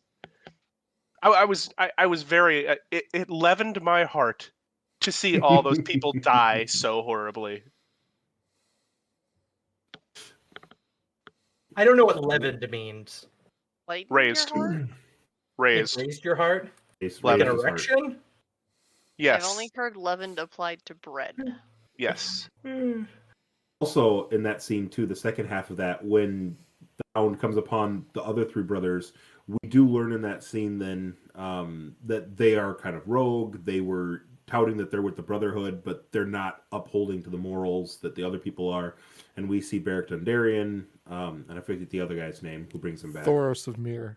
Yep. Thank you very much. Thoros of Myr are going to hang them, and they graciously gives Clegane the right to off two of them, and he's just like, great, and he starts walking over with his axe to hack into one of them, and they're like, no, clean, just hang him. And they're just like, I love the discussion about like, all right, well, what if I do this? Well, what about this? And like, they're just talking about how these guys are going to die, that justice is going to be done. And Game's just like, well, we're all growing old. Well, not this guy. It just kicks the log out from under him. And then the other dude, he like pleads for his life after he's just brutally murdered this whole, again, throp of villagers building this sept. And I mean, he needs to get hung. He needs justice be done. But it's so like matter of fact. It just solidifies for me that the Hound is always going to be this type of character. Like, you can't change who you are. And again, that kind of ties back to this whole your destiny is yet to be revealed, but you can't escape your nature. Is kind of what I took from that. What did you guys gather from that scene? Was my question. Nick thought someone needed to die. That's what I took from that conversation. Yeah. Justice be done. Very anti-Ray in the previous episode. You don't cure disease by spreading it to other people. I have 2 points here, I guess. To answer your question, Nick, I don't know. It is a sort of a dispassionate way of talking about how these people are going to die, and they definitely deserve to die. And the person pleading for their lives, I mean, going further back, there have been war criminals who've been, pled for their lives. Oh, I'll turn over a new leaf. They just still deserve to die. My boo history. But my question actually, and I apologize for kind of sidetracking conversation. Amanda, what does this do to your theory, which like I said, I thought was a fantastic theory, that these people were being directed by Lady Stoneheart? Honestly forgot about this part when I first was taking notes of this. But I mean, this is different from the book, so Well, what I'm thinking is, I mean, almost. I guess I don't remember this part, but were Thoros and that other guy taking commands from Lady Stoneheart, or could the Brotherhood no, have split into two factions? totally could have. And that'd be fascinating if they do, because I'm sure they've got enough people that it's hard for them to keep track of everybody. Barrick gives his life though to Lady Yeah, doesn't he? Stoneheart. Yeah, Oh, he yeah, basically you're right. he He basically dies. Like, sacrifices himself so that way Catelyn Stark, aka Lady Stoneheart, can be revived. oh, is that a mistake? Interesting. Revived from Catelyn Stark into Lady Stoneheart, or like to revive her back to being Catelyn? Into Lady Stoneheart, they couldn't fix all the damage. They could just bring her back to life. Like, her throat was cut too deep, and she's now bitter and I don't Filled know. with She's got rage. a grudge about something. I Interesting. don't know what. Interesting. Grudges, you never understand them. She If went to a she'd been a bad better wedding. mother, she might not have had to have a grudge. She was at a bad wedding. She was at a bad wedding. Everyone's had those wedding hangovers, guys. Come on. We've all been to those ones that we wish we had just stayed home from. 9 day for a red wedding. I also on a rewatch. I thought I remembered that Sandor, like the entire time watching this, I thought he kicked over all 3 stumps just out of spite, but that must be somewhere else I'm thinking of. Like, but I did see that the other guy kicks over this 3rd stump. Like, so just misremembering the scene. But I did feel like the first guys that he went up to, where he just like didn't even slow down walking, he just took him out and kept going. I did feel like that was the like how it should have ended kind of a thing, where when we criticize things for like, oh, they shouldn't have had a conversation, they shouldn't have had a lengthy fight about it, they should have just killed the guy. He did that. He was like, nope, done. We're not doing any of this. I'm gonna take care of this before anything comes around and surprises me, or you can fight. Nope, we're done. Bye. You're a talker. You like to talk. If one more word comes out of your mouth, you need every chicken in this place. Not a man for words. I don't know. I also think that scene is a good example of that. Even though he doesn't have a sword anymore, he can make very good on just a simple axe, which is not designed for battle, but it is definitely like a sharp implement that can cause damage. So, If Well, you don't have he's- dexterity, max out strength. Yeah, fair enough. Well, I mean, he and his brother are very much warriors, right? They're not swordsmen per se. They're not even soldiers. They are warriors. And warrior makes do with any instrument around them. All they need to do is violence. fair enough. Do you think it was his inevitable massacre was him? I don't know. He was still torn in the moment because he told the septum that this is gonna come back and haunt you, and it did. And is there some that he's really sad that he was right because he wanted to be wrong, that maybe he could live I'm sure. peacefully for the rest of his life, and then now that idea just got smushed, now all he has is brutal violence. Yeah, I entirely agree with that. I mean, if you were to come up and tell me, hey, Steven, you could live the good life, all you have to do is do X, Y, and Z, and everything's going to be happy-go-lucky. You don't have to, pay attention to your safety or security ever. And then you went out and get mugged and shot and died. I'd be a little upset, and probably he was too. Like, he didn't want to be right. No happy ending. No, well, and he didn't want to be right. There's a lot of people that don't want to be right, and he's a pessimist, and with everything that he's gone through, it makes sense for the Hound to be a pessimist. But that said, he doesn't want to be, and most pessimists don't want to be. They only think about the negative things, specifically because you're never surprised, right? And that's, I'm sure, what he does. Maybe negative, but it's also pragmatic. The other upside of being a pessimist is sometimes you can just crush someone's dreams. That's very pessimistic, Gary. I have a very positive outlook on crushing people's dreams. Only pessimists deal in absolutes. I also did love the Hound threw out that line about tougher girls than you have tried to kill me. That's Yes. Arya and Brienne, which I loved Yeah. that. Yeah. It sounds like it's an Awesome insult. No, line. he means it. It's the truth. Awesome. Well, line. not only does he, I think there was a previous scene where he just doesn't like people with bows. Like, he doesn't like fire, but he also doesn't like people with arrows. Like, because I think he Archers, said yeah. previously, like, by the time you fire that, take me 3 steps and I'll have this sword in your throat. Like, oh no, that's not him. That's the other guy from the Night's Watch. Down south crossbows takes too long to load. Yep. Mixing up good character notes. Sorry. Sure. Be You better. don't know what scene I'm talking about? When the Night's Watch guy with Arya, like, as a guy who's like trying to load a Yoren. crossbow. Oh yes, Yeah. Yoren. Yeah, you're right. You know what the problem with crossbows? Takes too long to load. Yeah. I'm Anyway. not sure he says "he-ah," but yes, I do remember that scene. I specifically remembered. Yeah. So maybe that's the Mandela effect that I just believe in. Yeah. But anyway, that's all I have on that on the Sandor Clegane. Rip Yoren. Were we still with you, Nick? Or did you cover all your points? Oh, I had other points, but I think they were outside that scene. That was really all I had for that Sander bit there. Do you have anything else then you'd like to discuss for the episode?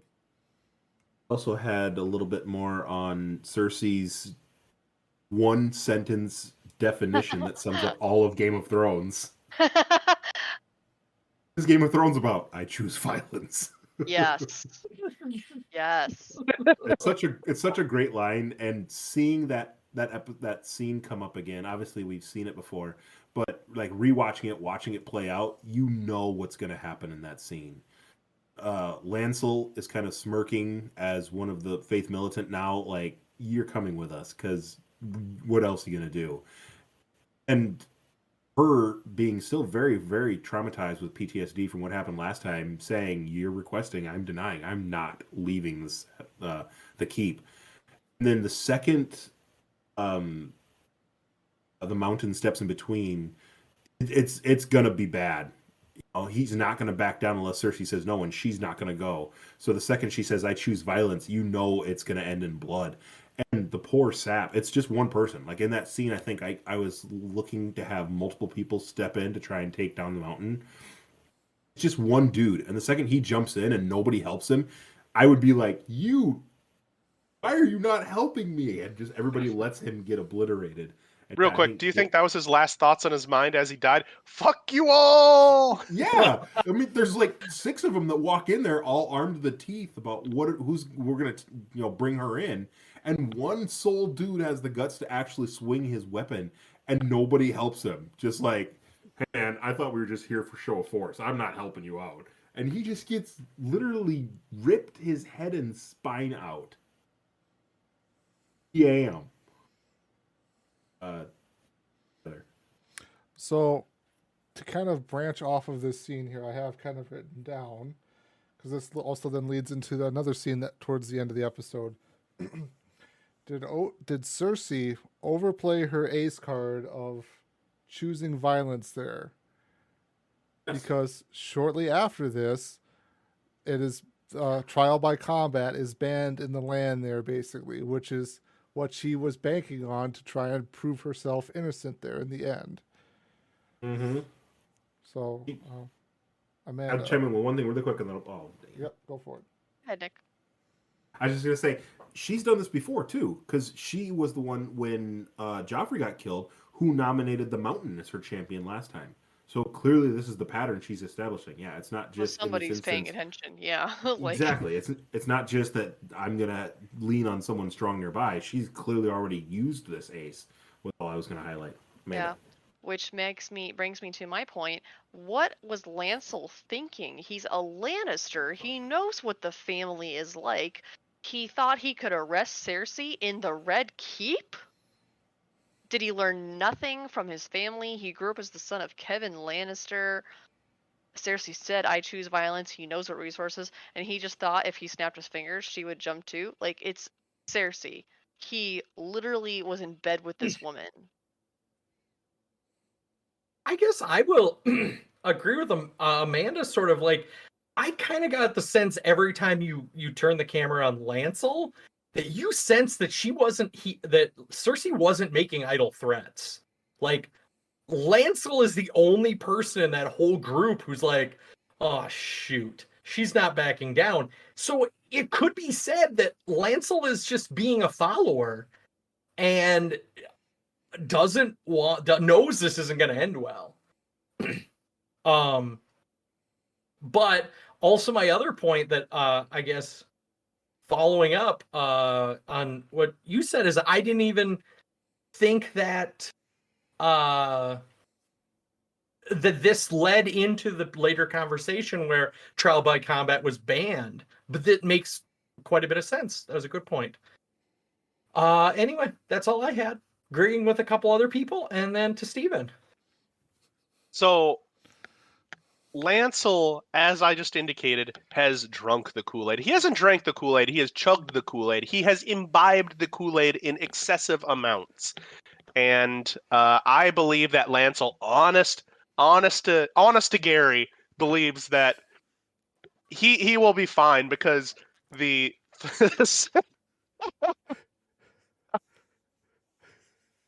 we have our own Lancel among us. But he believes that the gods are on his side. You can't go wrong when the gods are on your side. Oh my gosh. Anyways, you can't go wrong when the gods are on your side. There's I mean, what's the worst that can happen? You die? Oh no, then you go to whatever it is. Lancel 100% believes that. And if you believe in a religion that much, you're not going to fear death. You're not going to fear anything. That's just how you do. What I think that is interesting that this reveals is there seems to be a division within the faith militants of the people who want to fight, and the people who want to show that they want to fight, and don't necessarily actually believe that they. Remember what the High Septon said. Yes, you'll kill many of us, but there are many more of us, and we all welcome death. Obviously, they do not all welcome death. There is a division there, a split, and that is that is something that's interesting to me. Going back to the point about overplayed, how Cersei overplayed her hand by revealing her ace, a trump card right here. Yeah, 100%. She revealed that she has a "you caught my trap" card, and you know what? That means that people can go around it. I think that this is very in line with Cersei's character, though, in that she thinks she found one unmovable, unstoppable, winnable way of doing everything, and that people are just going to line up the same way they always have right in front of her and just let her crush them. And that's not what people do. That's never, you come up with one great idea and people go around it. That's how people work, and that's what's going to happen, and she's not smart enough to realize that. Amanda? I honestly thought Lancel looked shocked when he realized that Cersei was going to choose this way, and I originally thought that this was a mistake on the part of the High Septon or the Faith Militant at the very least.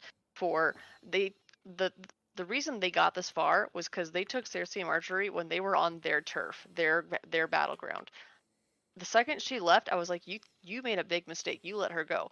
But I do wonder if this was the High Septon, if in order to get the trial by combat thing deleted, canceled, maybe he needed, maybe I wonder if he set Cersei up knowing it was going to come to this, so that he had that argument in his pocket to be like, look, Tommen, see, look, it's bad. We spilled blood on the grounds. Like, we clearly got to get rid of trial by combat. It's a bad thing. Like, before that, he could argue, well, it's tradition. We've always had it. Now he's like, well, no, that it was like an incident that gave the High Septon a reason to be like, we can cancel this. So I thought it was a mistake on their part to let her go back, but I do wonder if he did it knowing that Cersei would refuse to come back probably spill some blood, and he could use that to argue his way. Nick? That's a really good point. I could see the High Sparrow being crafty enough to try and set that up. I do like the point that Stephen made too about how some people are willing to die and some people are not. There is a clear shift when Lancel is smirking, saying, "This is not a request." Suddenly, the mountain steps in front of him, and he's like, "Tell your man to step aside, or there will be blood." Like, he's telling him, "Don't." I mean, if they're willing to die, and someone clearly is your obstruction, if you're that drunk in the Kool-Aid, you would just lay on. And he's like, "Step aside. Don't want this." There's an option here where violence doesn't happen. Says that they're not willing to shed blood or to possibly die for their cause, and that shows a little bit of the side of them that still has the reason into it. It's not just the irrational, whatever the consequence is, this is the cause, I'm going to die here now. Otherwise, all 6 of them would have charged in. So the fact that there's just one person who's like, "Ha ha!" or "Yeah," as Gary said, and then nobody assists him and he's just screwed. It's like there clearly still is some reason and logic in their thinking, or at least a couple of them in Lancel for sure as the speaker. I feel like I was misquoted. It was "Hia." So please don't misquote me. Hia, like cowboys, or That's yeehaw. Just how you Cowboys pronounce. are Just how you spell it, Nick. Don't misspell it. That's all I'm saying. Sorry, interrupting. Yeah. So Steven. I want to disagree with Nick and Amanda. And I want to disagree on the point that the High Septum anticipated this and that he kind of, I think that maybe he was trying to exert, I want to say papal authority on secular grounds. It's obviously not the exact same, but he's trying to exert religious he's trying to exert religious authority on state grounds. That he's definitely trying to do. I don't think that if he wanted to get trial by combat banned, he needed this. All he needed to do was say to Tommen, "This is brutal. Look what happened the last time this happened. Your uncle had a guy's face gouged out, and the mountain got stabbed with a spear through the thing. This is obviously bad." And Tommen's naive and somewhat dumb enough to believe that. You don't need another newer example to get this done. So I think that I don't think that when he sent them on this thing that he would reveal or think that he'd find out about this new super weapon that Cersei has, but he takes advantage of it immediately, goes, "Yeah, no, cutting off this one route. We're going to go this other route." He's shifty enough to change with events. I'm not going to give him that he planned this all out. He's just shifty enough to change with events. I'm going to slightly disagree there. Maybe it wasn't completely planned, but maybe he posited it out there as something that could happen because, I mean, going back to the episode where he leaked out to Tommen that Marjorie's going to have to do the Walk of Atonement as well, and that's what spurred everybody to try and rise up against him there, make that big show of it outside the High Sept there, which then all of a sudden it turned on them because the High Sparrow had converted Tommen to religion there. I think he maybe, again, chess move kind of wise, playing a little bit ahead of everybody else of going, okay, I'm going to try and get Cersei to come back, knowing probably full well that she probably won't come with them. There may or may not be violence, so if there is violence, here's the plan that I'm going to have against it there.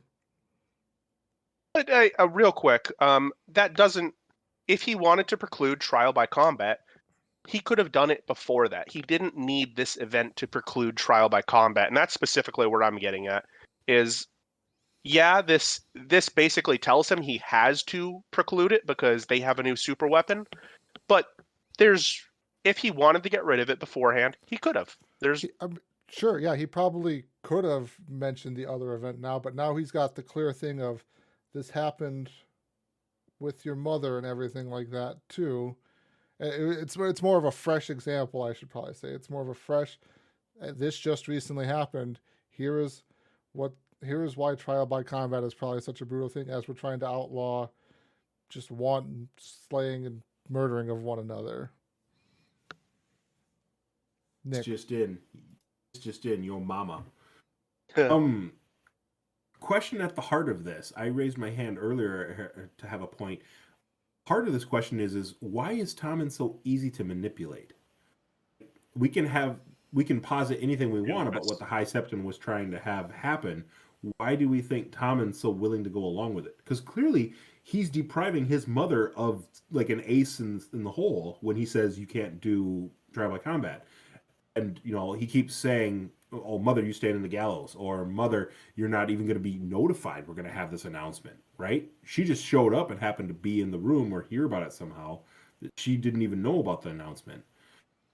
Why do we think that Tommen has suddenly changed so much to go against his mother when just a couple episodes ago he's like, "I feel so weak. I should have stormed in there when they took you and Marjorie, and I should have stood up for you. You're my mother." What do we think changed so much? I'm just curious. It's a general question. I don't really have a thought here. It seems like everybody's just kind of chill. Nobody has a really pending thought they want to talk about. I guess maybe Gary, you can go next. Why is Tommen not more aggressive? Is because Tommen was never raised for leadership. Tommen is the Renly Baratheon of his house. Ouch. Like, he was always going to be second fiddle to your boy Joffrey. Your Joffrey had a commanding personality, and he just sort of like faded into the background of life. He was going to be forgotten by history, even as a prince. So I think he just wasn't prepared for all these decisions and all the manipulation. He was not prepared to play the Game of Thrones. You think he just like cracks and is willing to go along with an outsider? He just was never trained. He was not. They didn't train him for that. Whereas I had a different question several people ago, and that is, how many people in King's Landing still know that the mountain is alive? Or is it just like this new guard? Like, because I don't know how much he actually leaves the keep. Yeah, Like, they introduce him as somebody else in the book. Like, the close people know that are pretty suspicious it's the mountain, but they don't actually know for sure. But anyway, I'm just saying. That's my theory. Steven? No, I think Gary has a good point. I think that this is a case of someone who was never brought up for power, never had any inclinations towards it, and found himself way over his head under ugly. Anyways, found himself way over his head in terms of what was going on, and he has defaulted to relying on the last person to talk to him. And it's as long as you can get in the last conversation with him, you are probably going to win. So it's all a matter of who has that last conversation. And I'm actually surprised that his wife doesn't understand that. As the person he goes to bed next to in general, how does she not have that last authority? What is she doing here? She is clever enough to be able to know that. What's she doing? Well, have they shared a bed lately though? Because no, but she still has that. She still has that power that they should be able to do. They don't have to share the bed. They don't have to be doing it. But Marjorie has no reason to save Cersei. Marjorie was a bed. Conspiracy theory. Marjorie's behind it, and she did this so that Cersei couldn't win. Ooh. Conspiracy theory Thor. Anyway, I like the conspiracy theories. I support this. No, I mean, my best theory on this is just that Tommen, like, because his mom never really bothered to raise him. She, like, Tommen seems to reply to, and she actually enforced their authority with him in the beginning. He seems to be a good person and want good for others, so he seems to gravitate towards someone else telling him what to do. And I mean, even Cersei was like in the beginning when he was like, "Well, I want Marjorie released," and she's like, "Well, I don't have her. The High Sparrow took him. I can't do anything about that." Like, she enforced that this guy's a higher authority than me, and so now Cersei's like, "Listen to me," and he's like, "Oh, High Sparrow spoke. Got to be a good person." Or it's Marjorie. Or it's Marjorie. I can agree that he's naive, and I can agree that he would hear something and take it as gospel, but to act on it and proclaim the way he is with everybody else, I'm disagreeing just on merit with y'all. I think that I really don't have anything to back it up with. I just feel like he would have to be completely spineless, He is. not come up with. I mean, He's he the could- Renly he could- Baratheon of his house. Well, even Renly had the guts to stand up and say, "I'm going to go against my brothers Mhm. and be one of the Five Kings in the War of the Five Kings." But I- no, Renly originally backed Ned Stark because and then as soon as Ned didn't take the easy path to the throne, Renly evacuated King's Landing because it was too dangerous. I mean, I get the facetiousness of saying that he's like Renly, but like if Tommen was like Renly, then, or if Renly was like Tommen, then the second Stannis was like, "No, I'm King Renly, not you." Renly would be like, "Yeah, you're right. I'm sorry, you are." Like he would completely regurgitate the words that he's being told. Tommen is saying, "Oh, the High Septon and the Faith want us to completely do away with, trial by combat." It just seems like even if you're naive, even if you don't know anything, maybe spineless is the wrong word, because spineless would indicate you know what the right thing to do is and you don't do that thing. Again, the more naive person would not know what the right thing is. It just seems like without conscience, that's what I'm thinking of. The conscience to say, this would hurt my family if I do this. I don't see the motive behind it. Again, if Marjorie was like, "Hey, we'll go back to the marriage bed if this happens," then he would have motive. If, hey, the crown, the faith could give something to Tommen, be worth him doing it. And I don't see what the motive would be for him to do that, other than his own naivete. He has the wisdom of a Really? brick. Okay, Probably, just but completely, even that just seems odd. I've completely given up on Tommen, but I just want to say, I'm going down a rabbit hole. Nick, you're wrong, because he is the Renly, because Renly had Lannis Tyrell whispering in his ear. If it Loras. wasn't for Lannis Tyrell, Loras. Loras Tyrell, he would never have pushed to become king. So in a way, Renly was a wuss, and the last person to whisper in his ear at bed, which is not related to the previous conversations about the last person before bed, but he was a spineless twit who listened to the last person to talk to him, which is But even that, Renly's getting something, no pun That's all they intended, from Loras in that situation. I don't see what I don't know, maybe I'm grasping at straws, but I don't see what the benefit is for Tommen other than further family alienation. Tommen doesn't know what he wants. That's kind of the issue. Tommen has no idea what he wants. No, I think Tommen knows what he wants. He wants. What his does he wife want? He wants to back. get laid, and he wants what else? He wants his wife back and his mom safe. Does he They're want his wrong. mom safe? Does he want his mom safe? In Yes. the book, he's like 6 years old, and all he wants to do is play with his kitten named Sir Purr. Like it's super. Yeah, Ooh, interesting. yeah. Is it Like not Totally Sir different Pumps? situation. he's so cute and little in the book, and has Sir no Pounce. clue what's like they. Oh, See, Sir a- Pounce. a- You're a- right. It was Sir Pounce. Okay. It was super 6-year-old, cute, and they actually keep much- Cersei's like ordeals from him. He has no clue about this, so I don't know That- if. Hold up. That right there. If he had no idea it would hurt his mother and Cersei's ordeal is kept from him, I have no qualms. Because then he's just like, yeah, whatever, go for it. Because I don't see the downside to it. He, even if he's dense as a brick, has made several like askew glances to his mom in the galley and like looks over and says, "I'm sorry," or hesitates in his words that he knows this is negative for his mom and will have consequences. That's a good That's what point. I'm He curious. knew.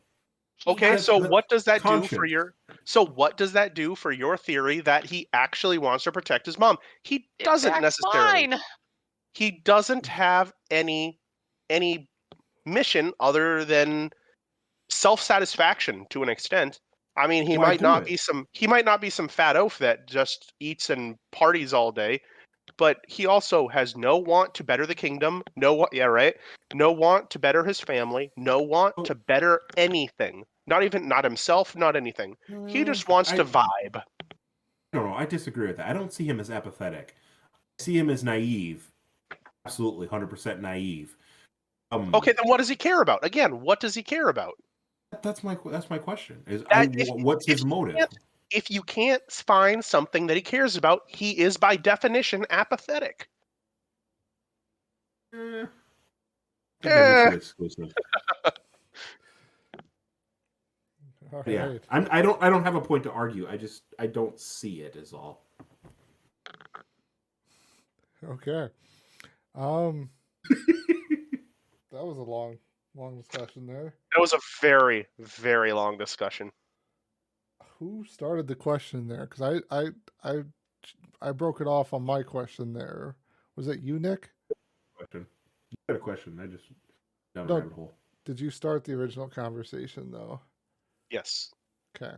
Did you have more, Nick? Oh, on that instance with Tommen and Cersei, no. For the rest of the episode.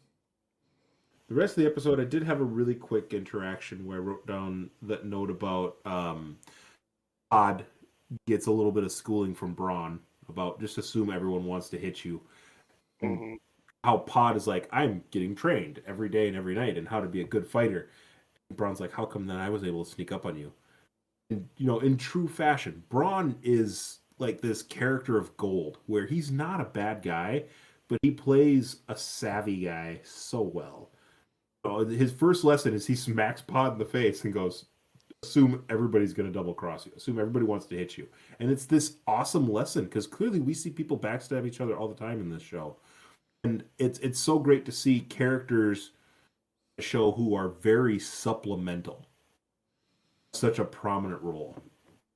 Because we hear about Cersei. We've talked, for the last hour and a half here about everything going on with the Lannisters. But these smaller in stature characters, they're still a big part of the story, but smaller in stature characters have this awesome role and clearly are still like a big part of what's going on around them. I do also enjoy the fact that Pod is getting the best of both worlds with that training. He is getting the training to actually be like a good knight from Brienne and the training to be an effective warrior from Bronn. Spells good things for him. Bronn for king. Yeah, I mean Bronn for king. Sure, why not? Pod for king. There's a Freudian slip. Oh, poor Pod. You know what? Pod would forgive me because Pod's that sort of guy. And the one other bits that I had, we can come back to if we want to talk about it later, was the stuff at the end in Marine. I have that on my point. Mine too. I want to steal Pick a point. me next. I'm sorry, Amanda, just because we were mean to Steven earlier. I'm that kind of nice guy. I got to give it to Stevens before we steal his point. Yeah. All right. So I mentioned this before as well. You can't say anything negative about Dany. Rules. She only shows up at the end there, Steven, so I mean there's not really much negative to say about her. It's true. It's actually more negative about the show itself. And that what's negative about the show itself is it shows how this diplomacy, which Tyrion has worked up, fails spectacularly, and he's set up to be this ignorant, basically has no idea what he's doing sort of dude, just like, why are you defending here? Why are you defending at the harbors? Because this is more defensible sort of stuff.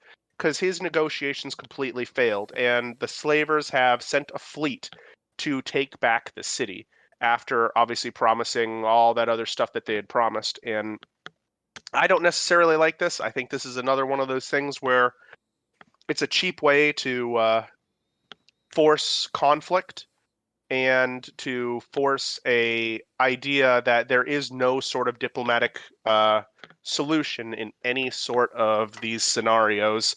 And if you are to choose the diplomatic solution, you are, of course, dumb. And that's not necessarily true, ever. And I'm not sure that...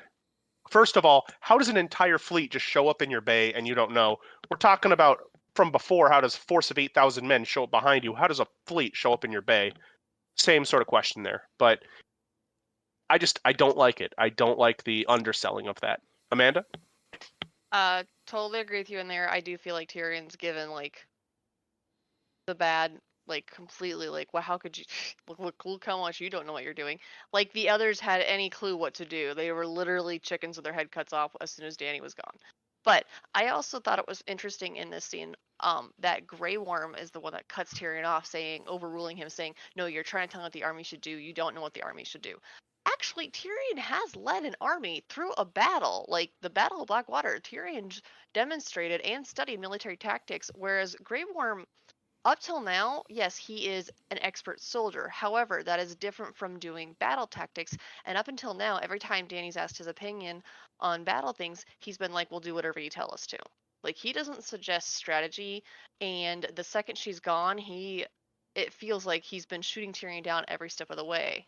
And I find it interesting here that he overruled Tyrion completely.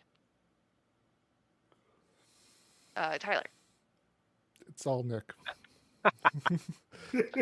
Oh, sorry, Nick. Worries. No worries. Yeah. To quote Star Wars, good soldiers follow orders. Just because he's a great soldier doesn't mean he's a great tactician. I was going to comment on Steven's point earlier, not trying to be a jerk and continue to disagree, but I'm going to agree with you by disagreeing. I think it is unfair that it shows Tyrion falter in his politicking because, for whatever reason, it fails. I do think that undercuts the message of showing the value in trying to come through proper discourse and come to some compromise or agreeable ends. But I think it's not so much that Tyrion's politics fail, it's that the people are flawed. What I saw from that. I saw the greed of the people in Slaver's Bay. Again, I have this psychoanalysis thing going on in this episode called No One, that no one can escape their circumstances. The whole area and region they live in is called Slaver's Bay. To try and rip that out of them that's been that ingrained and ubiquitous in the area, I think it's folly. Especially for people who have lived in this world, the history of ice and fire for thousands of years. And so I think that it's not so much that the politic proposal he had was poor, it's that he underestimated the people he was up against. I also agree. I don't know how 1,000 ships or whatever just showed up in the bay, especially with white sails on the horizon, blue seas. It seems you can't escape your destiny until your destiny is revealed to you. Again, awesome quote. But it's one of those things that, like, you can't escape this. It's always going to be that they're going to have slavers there. And they're going to try and undercut it with the harpies. Okay, well, you'll cut off the harpies and you won't attack us. Nope, you're going to attack us anyways. And now we're up against a wall, pinned in this fortress because we didn't foresee this was something that would be that hard to let go of. Of course it's that hard to let go of. So I agree with you that it's unfortunate that the politicking failed. I disagree that it failed because the politicking was poor. Or maybe I'm misunderstanding your argument in that. Tyler. So yeah, I'm probably going to somewhat echo Nick's point there of disagreeing. It's sad that the show had to show diplomacy fail in such a spectacular way that it did. But also I wonder though too if it's supposed to be more shown of, and again they might do just a poor job of actually showing it, of Tyrion not maybe this is what you were trying to allude to, Nick, too, of Tyrion not understanding the ways and culture of this region. Tyrion is very smart when it comes to the families of Westeros. Tyrion is out of his element when it comes to what is going on in Slaver's Bay there. It's probably the short end of how to sum up everything. And then as far as like the battle tactician part there too, I do agree that it's weird that all of a sudden now that Grey Worm, thinking about it more, Grey Worm is now stepping up to be this military general when we've only ever seen him as a soldier. But at the same time too, of like, yes, Tyrion led the Battle of Blackwater Bay. Tyrion had weeks to prepare though the Battle of Blackwater Bay there, and he had an understanding of the areas around King's Landing and everything like that. Whereas he's here in Marine for only weeks, months, maybe months at most there.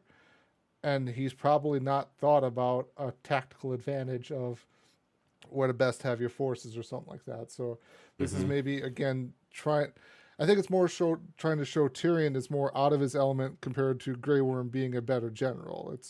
The show is maybe, that's what the show is probably trying to show, is Tyrion is more out of his element in this world because he doesn't understand the history and the beliefs and all that stuff of this area compared to where he was at in King's Landing.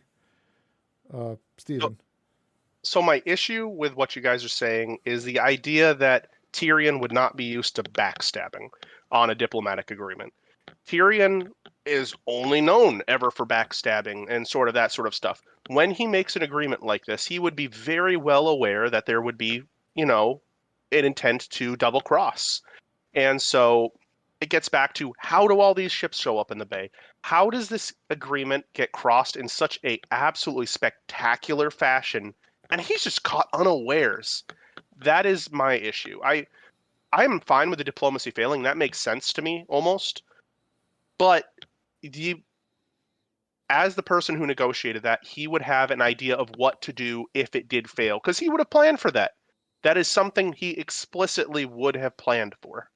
And it makes no sense to me that he just, it'll work. Sorry. Hubris? Yeah, I was just gonna say, is it maybe overconfidence on Tyrion's part? Because I don't think so. He's now with Daenerys, who has the largest standing army basically in at least this area. But Daenerys isn't even there. She's gone. They don't know where she is. She's not there, but he still has the army, though. Like, there's still the army there, and 2 of the 3 dragons are there. No, I don't think so. I'm sorry. I was going to say he might be thinking from just a pure logistical standpoint that what he's got there would be enough deterrence to everybody. But maybe again, hubris, as Nick said, he's overconfident in the hand that he's being dealt. But I don't agree. I don't agree with that. I think that this is, when you get down to it, he would have at least hedged his bets somewhat. He was caught entirely unawares. And yeah, you have the largest standing army there, or I guess I don't actually know if that's true or not. just but a guess. Yeah, who knows? But he has a strong military in that one city, and that can't even ensure control of his own city. So why would he be confident about everyone else not attacking him? And that's where I'm kind of getting at. It just doesn't. It portrays him as naive in an extreme amount. You don't negotiate ends to conflicts without some sort of plan if that negotiation fails. They just don't do it, and he'd be aware of that. Is it something where maybe he's underestimated the foreign people that he's not familiar with in this new land? Like maybe in Westeros, it would be something he would anticipate. A Baelish Littlefinger, or not the Starks, because they're pretty honorable, but another family to backstab. Whereas he's thinking, maybe I've pulled one over on these foreigners from less educated minds. He doesn't ever give that sort of impression that he thinks he's superior to these people, or that their ways are just dumb or whatnot. Right. He gives the impression that he does respect their culture. He might not entirely understand it, but the idea that he also just completely expects to either pull one over, or that they will be completely selfless and agree to a thing. It's a very hard thing for me to grasp. Fair. That's fair. I mean, he doesn't expect it to be a done deal either. He said he'd give them 7 years to end the practice too. So maybe in his mind, if there's a problem, it's something that may come up in 7 years when the status quo changes. I mean, also too, like, sorry to jump in front of you, Amanda, there. The show only ever shows him too spending most of his time in the pyramid. Does he ever bother to look outside? I mean, he does take the one trip down to the docks with Varys there when Varys is on his way for his secret mission there. But does Tyrion ever bother to look outside? The show, from the way the show is showing it, he doesn't. He spends his time drinking and talking to Grey Worm and Missandei, not thinking about anything. I mean, yes, I still mostly probably agree a lot with what you're saying there, Stephen. He should have had a backup plan to had this thing failed. But the show is showing him in such a weird way of, like, he's this smart know-it-all person, but he doesn't have the answers because he's not familiar with the region there, really. Amanda. Right. I'm taking this, like, honestly, agree with Steven mostly because I feel like they wrote this in such a way that made Tyrion look really bad. And yeah, there's plenty of times where diplomacy crashes and burns and it just doesn't go over well. And he would have been fully well aware of it. But yeah, I agree. He would have had some kind of backup plan. So I don't know if the point of this is for something. And it looks really bad in front of Missandei and Grey Worm because this is the first time they've tried this kind of any kind of diplomacy. And it obviously backfired in the worst way. Up till now, using force has worked for them almost every time.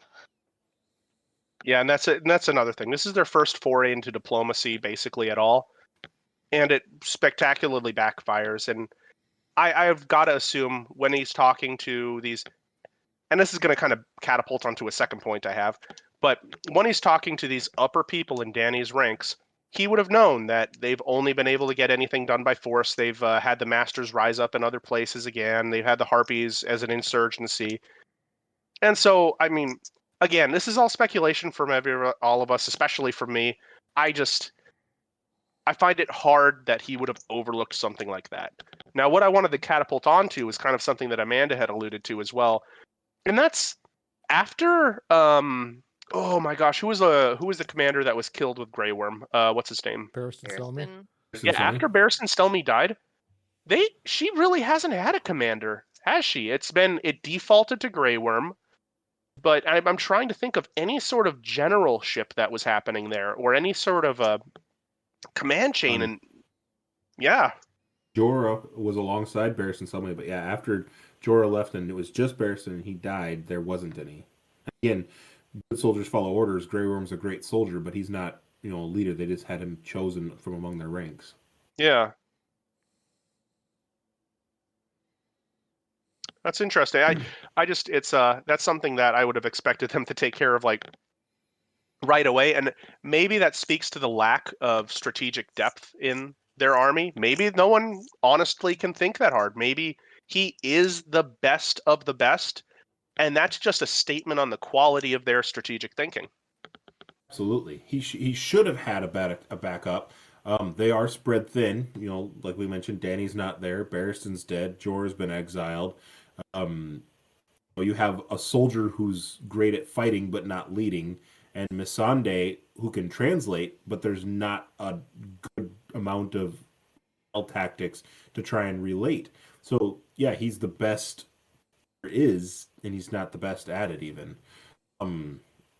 Once it deteriorates and politics are done and the talking has ended, Tyrion's up a creek. He's got no other recourse other than to cower in the pyramid. Actually, I wonder if the idea about that lack of strategic depth answers the question about how they were able to sneak up on him. Maybe they have an entire a field of Spartans and no leader, and they could do whatever they want. They can take down any army that comes on them, but they're going to be surprised at every move because they have no one who can take lead of that army, especially when Daenerys isn't there. And that would answer my question, I guess, to me at least. How did 1,000 ships sneak into their bay? They have no preparations. They don't know how to prepare for that sort of stuff. There's something to be said too as far as battle tactics on being the offensive. I mean, if I have 1,000 ships geared to assault a city and I come into the bay, any ship I perceive as a threat or an existing barricade or armament to deter such a threat, I'm going to blast them first. So even if you're on the defensive, ready and looking for that, I can see a ship off in the distance and engage because I'm coming on the offensive quicker than a ship that's on the defensive can, about sail and get back to warn other people too. Maybe they're you can see closer. Ships pretty far on the horizon. Depends on how far the ships are set out from Marine to get word back or send Raven, I suppose, too. Well, and how long does it take to outfit a ship for military action like that? I mean, it takes a long time. It's true. So, I don't know. Masters have a lot of resources at their expense, too. It's true. That's another thing. I wonder how much expense goes into this, because in the end, none of what we're saying matters, because Dany flies in with a dragon and burns them all. Hooray, Dany! Our good friend Mr. Delaney always says, conspiracy theory number 4. Conspiracy number 4. Yeah, we haven't seen that, so I think that's a Conspiracy conspiracy. theory.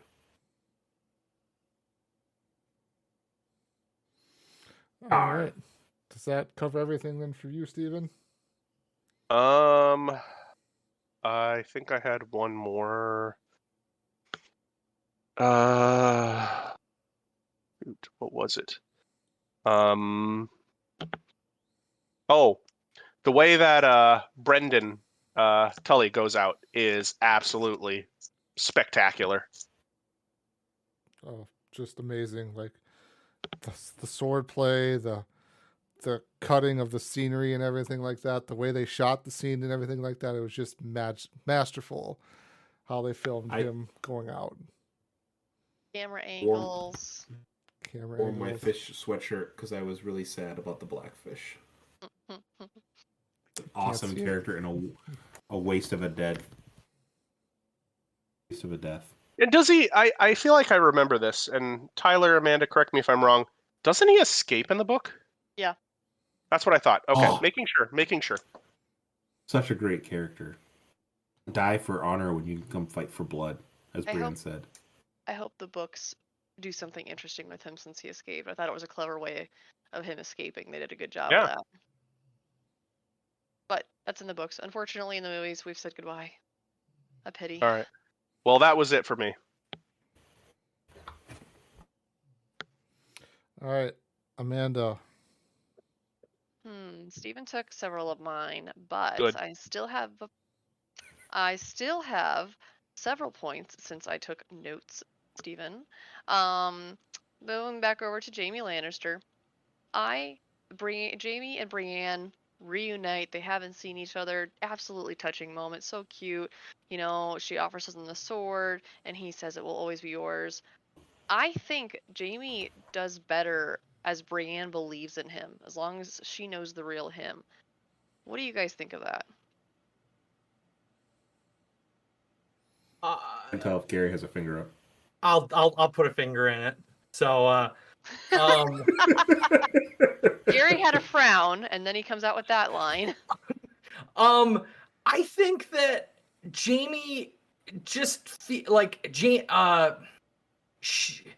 she makes Jaime feel like he still has hope. Like, and so just seeing her reminds him that he doesn't have to be the Kingslayer anymore. He can. Yeah, I guess I'll agree with Amanda. And Nick. I agree as well. I think that she is the light that keeps him from sliding into his darker nature. When we first meet him, he is kind of the jerk of all traits in season 1 and a little into season 2. But Brienne brings out the best in him because she aspires to be honorable and knows that he could be honorable too. I think he believes in himself when she does. Yeah, I agree. It was a very quick little notion. I just wanted to throw that out there about Jaime and Brienne. I liked that. And Jaime even throws out his mention about when he was impressed Sansa's alive and says, in my experience, girls like her don't live long. Brienne has this, like, I don't think you've met many girls like her. Sansa's not a dime a dozen. Sorry, Jaime. He also does throw out there's just a few interesting conversation points. He throws out an interesting point comparing Catelyn and Cersei. You know, he says they do anything to protect their babies, start a war, burn cities to ash, free their worst enemies. And he didn't say this, but or maybe he did. I don't know. I don't know if I added this or not. But I was thinking the things we do for love. He says it. I had that note as well. Okay, so that's not in my. An awesome tie back. Yeah, and I did wonder there. Like, I mean, Steven's favorite character besides Dany is Catelyn Stark. It's true. And I do wonder, like, it's true, like, they were both extremely fierce. I wonder if they had shown it from Cersei's point of view in the beginning instead of Catelyn Stark's, would we have rooted for her? If they showed, like, Robert abusing Cersei, if they had showed the secret love she has with her brother. Actually, that's a really good point. Kids, would we be rooting for the Lannisters instead? Conspiracy theory! Conspiracy theory! Oh my god, we're so good, guys. That's all I got. All right. Last but certainly never least, the one Gary Delaney. What do you got? I missed part of your guys' conversation because my headphones were dying and that. So, but you went on all the Dany stuff, and maybe you already covered this. That I thought it was interesting. Tyrion, his life goal is to open a vineyard. Oh yeah, that was nice. Mhm. The Imps Never Delight. heard from The Imps before. Delight. Imps delight. Only his So- best friends could drink it. That just like really stuck with me, especially since in the previous episode, Arya's dream was to be a sailor, and Tyrion, after all of his life experiences, like, I just like to own a vineyard. So he'd still like to be a wealthy landowner, but he doesn't want to deal with war. He just wants to drink and eat himself into an early death. There are worse ways to die. What is it like in a previous scene? He says how he wants to die. It was like the age of 100, with wine in my belly. Yeah. Yes. With Anyway. other stuff going on. Good stuff. Not safe for work things. Anyway, that was the last like plot related thing. My last point for this episode is I made the point in the last episode we made is that Hodor is never mentioned again. So we are on 3 full episodes where he is not mentioned. And so when I was preparing for this episode, I wanted to know how many episodes did Pristane Nyarn play Hodor. He played him for 23 episodes. And in comparison, only mentioning people we already know that are dead. So Hodor's at 23. Catelyn Stark is at 26. Stannis Baratheon's at 24. And Hodor is tied with Tywin Lannister. At Who? 22. Tywin. Yeah. The- Oh. These times Yeah.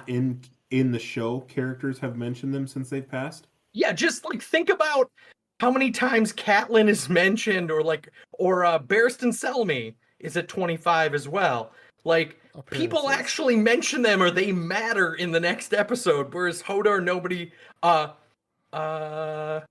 Robb Stark, 22. Like, think of like Ned Stark is in 10 episodes, maybe. 9. 9. Something happened to him after that 9th episode there, where he just couldn't quite see his way back to the Couldn't- show. Just He didn't was keep head on his his head on his shoulders. What? What? Could it be to the location where these individuals met their end?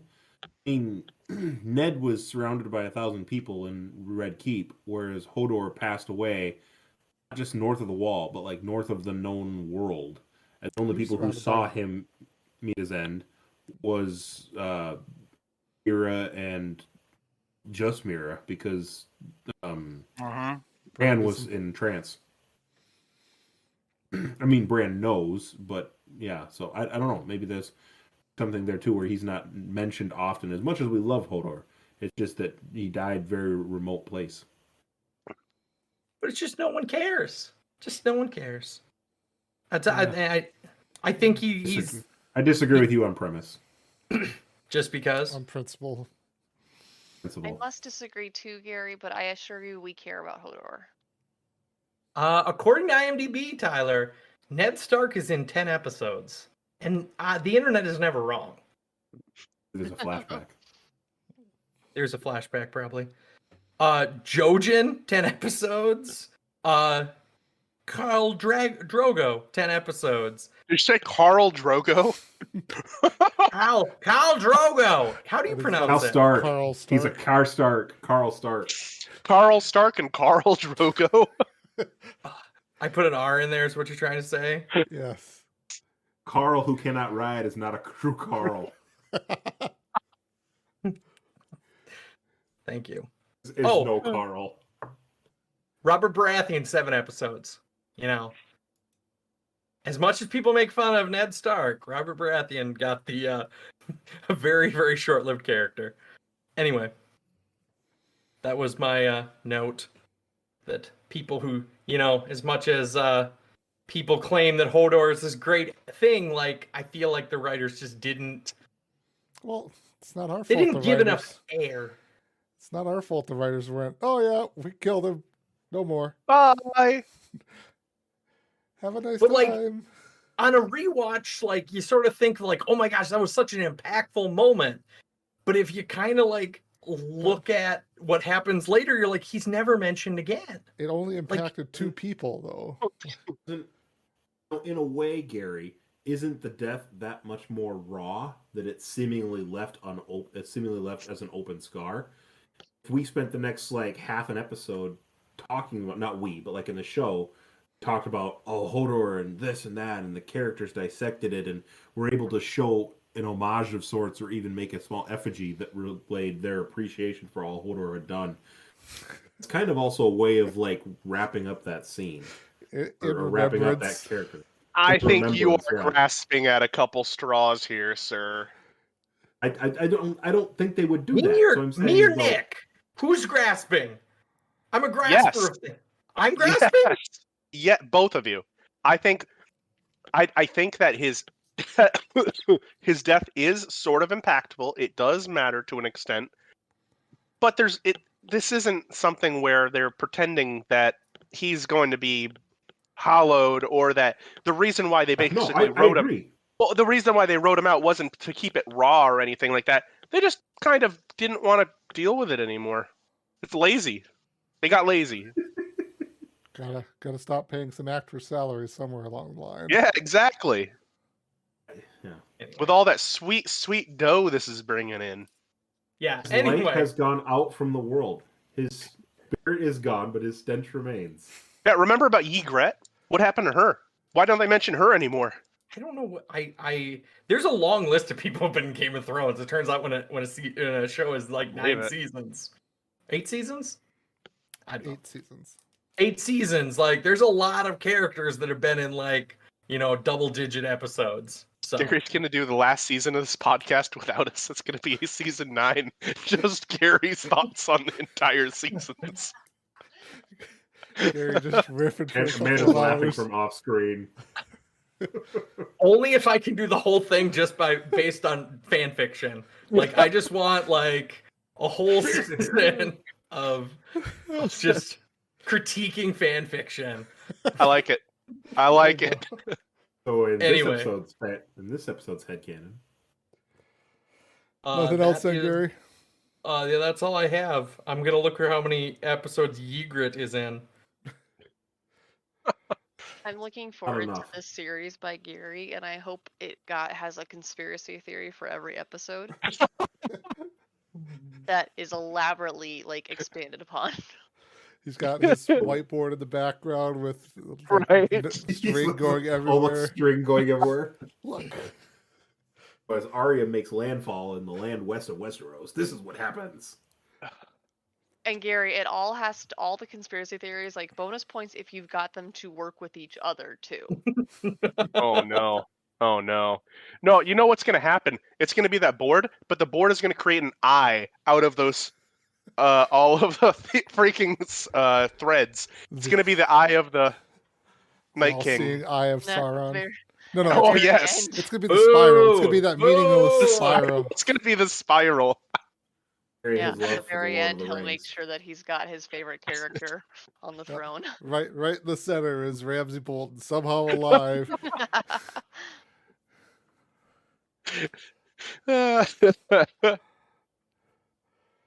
Oh. All right. Well, I think that'll probably wrap it up for us here then, unless anyone else had anything else to discuss. It's all looking like we're pretty good to go with the episode here. For next time, we will be watching Season 6, Episode 9, Battle of the Bastards. One of also the other. It's the third, well, in my grouping of the 3 greatest Game of Thrones episodes. Oh. It's right there in that grouping of the 3. And Good then stuff. also Episode 10, The Winds of Winter. Also a very highly regarded episode.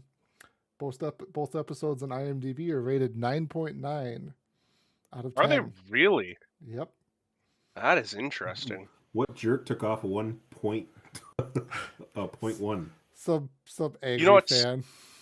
Gary, because it didn't show enough of what happens to everybody. Did show enough You know what's Heroes of interesting? Revolution. Boobs. The boobs. You know what's interesting about that is it is actually. I'm looking at the initial number of viewers for, at least in the U.S. for each of those. Obviously, Winds of Winter had a lot of viewers because it's the final of the season. Battle of the Bastards, only middle of the thing. Like the Broken Man had more initial viewers than Battle of the Bastards. It's I interesting. thought people would have figured out by now. Episode 9 is where the good stuff really happens. Yeah, no, it is actually not only that, Tyler. It is 1, 2. There are only 3 episodes watched. No, 4 episodes watched less than that one out of this season. So smack dab in the middle. All right, then. Yeah. All Sorry. the people saved the first episode, or that episode until later. They're like, I'm busy that Sunday. Yeah, let's cross that one off. All right. Well, thank you everyone for listening. We hope you have a good one. Until next time. Bye. Bye-bye. Bye.